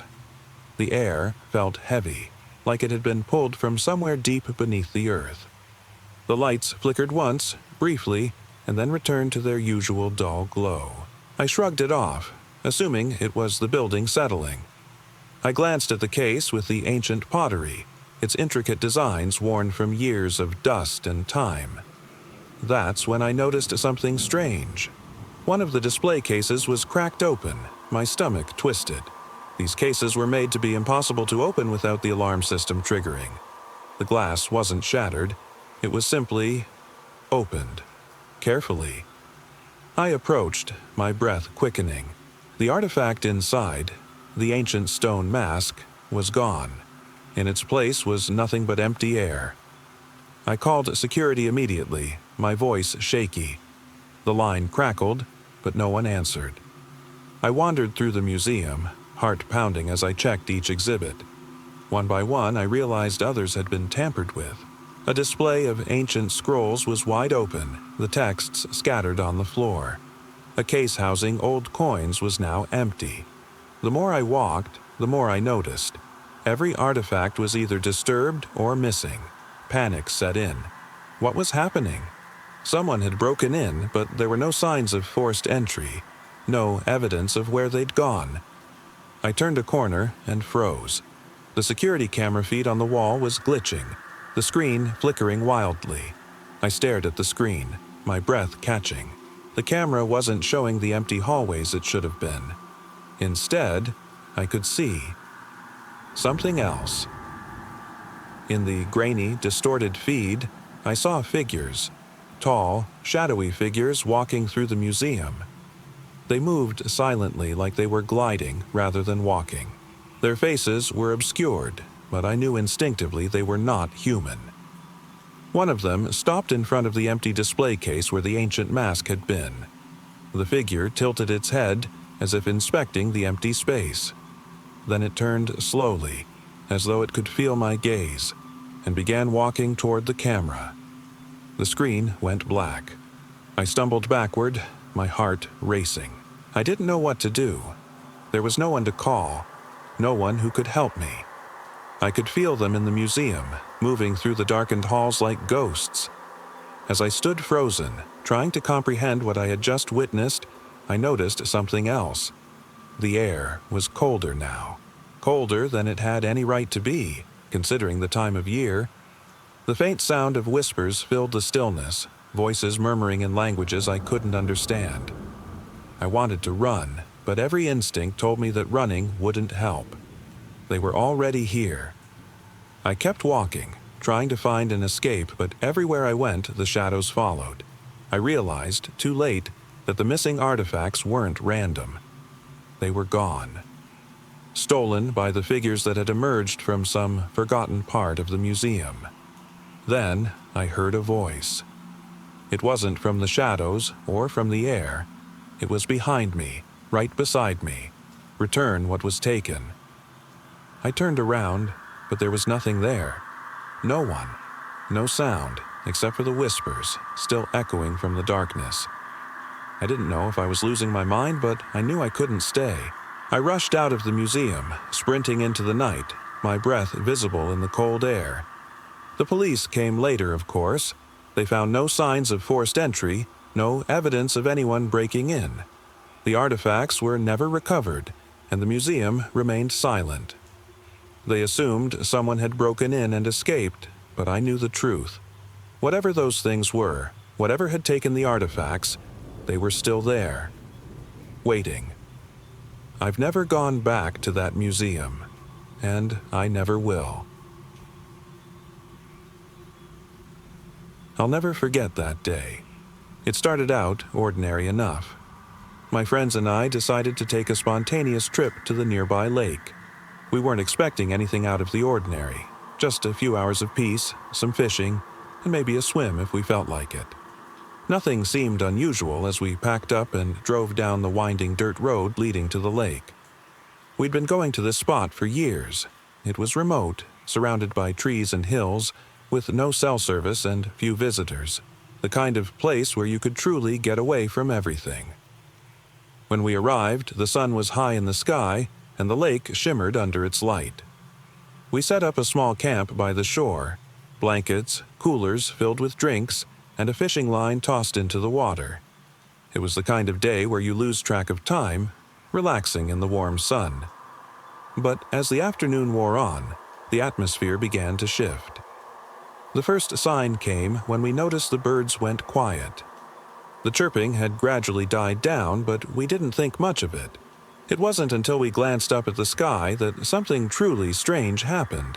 The clouds seemed to darken, even though the sun was still shining brightly. It was as if the world had turned gray for a moment, without warning. I looked around, feeling a knot of discomfort form in my stomach. My friends were laughing, oblivious, but I couldn't shake the feeling that something was wrong. I wandered a bit away from the camp, standing at the edge of the water, staring out into the lake. That's when I saw it, a figure, standing at the far side of the lake. It wasn't moving, just standing there as though it were staring directly at me. I told myself it had to be a trick of the light or someone from a distant campsite. But no one ever came to this part of the lake. The figure was still too far away for me to make out any details, but the sensation of being watched deepened. I called out to my friends, trying to shake off the unease. They didn't hear me. Or if they did, they didn't seem concerned. I didn't want to ruin the day with my paranoia, so I pushed the feeling aside. It wasn't until later that evening, when we were sitting around the campfire, that things got worse. The air had grown colder, the sun long set, leaving us with only the dim glow of the fire. The quiet was now oppressive, a stillness that felt unnatural. It wasn't like the calm of nature, it was like something had swallowed the sounds of the night. No crickets, no rustling leaves, just silence. We talked, but the conversation felt forced, the laughter awkward. I kept glancing over my shoulder, feeling eyes on me. I couldn't explain it, but the feeling of being watched was unbearable. Every time I looked around, I saw nothing but trees and darkness. Then, from out of nowhere, we heard it. Soft, distorted whispers. They weren't coming from any direction. It was as if they surrounded us, echoing in the stillness. I strained to make out the words, but whatever was being said was too faint, too unnatural. I couldn't bring myself to ignore it anymore. "Did you guys hear that?" I asked, my voice shaky. They shook their heads, looking at me like I was imagining things. But then I saw it again, the figure, much closer now. It was standing at the edge of the trees, watching us. It was too dark to make out any features, only the faint silhouette, almost human, but not quite. The whispering intensified, as if the figure was breathing the sound into the air. Panic set in. I felt the cold rush through my veins, and my body trembled uncontrollably. I tried to call out again, but no words would come. The figure moved a step closer. It wasn't walking. It glided, as if pulled by some unseen force. The whispers stopped, replaced by an eerie silence. I felt my friends tugging at my arm, pulling me toward the campfire, but I couldn't take my eyes off the figure. It felt like whatever this thing was, it had me trapped. My friends didn't see it, didn't hear the whispers. They told me to snap out of it, convinced I was just spooked by the isolation. But then something happened that I'll never forget. The figure, which had been standing still for what felt like forever, suddenly turned and disappeared into the trees. One moment it was there, and the next, gone, like it had never existed. I tried to explain to my friends what I saw, what I felt, but they couldn't see it. The whispers returned for a brief moment, distant and faint. And then, just like before, silence. I've never been able to return to that lake. To this day, I don't know what I saw or what it wanted. All I know is that something was there, something that wasn't human, and no one else ever saw it.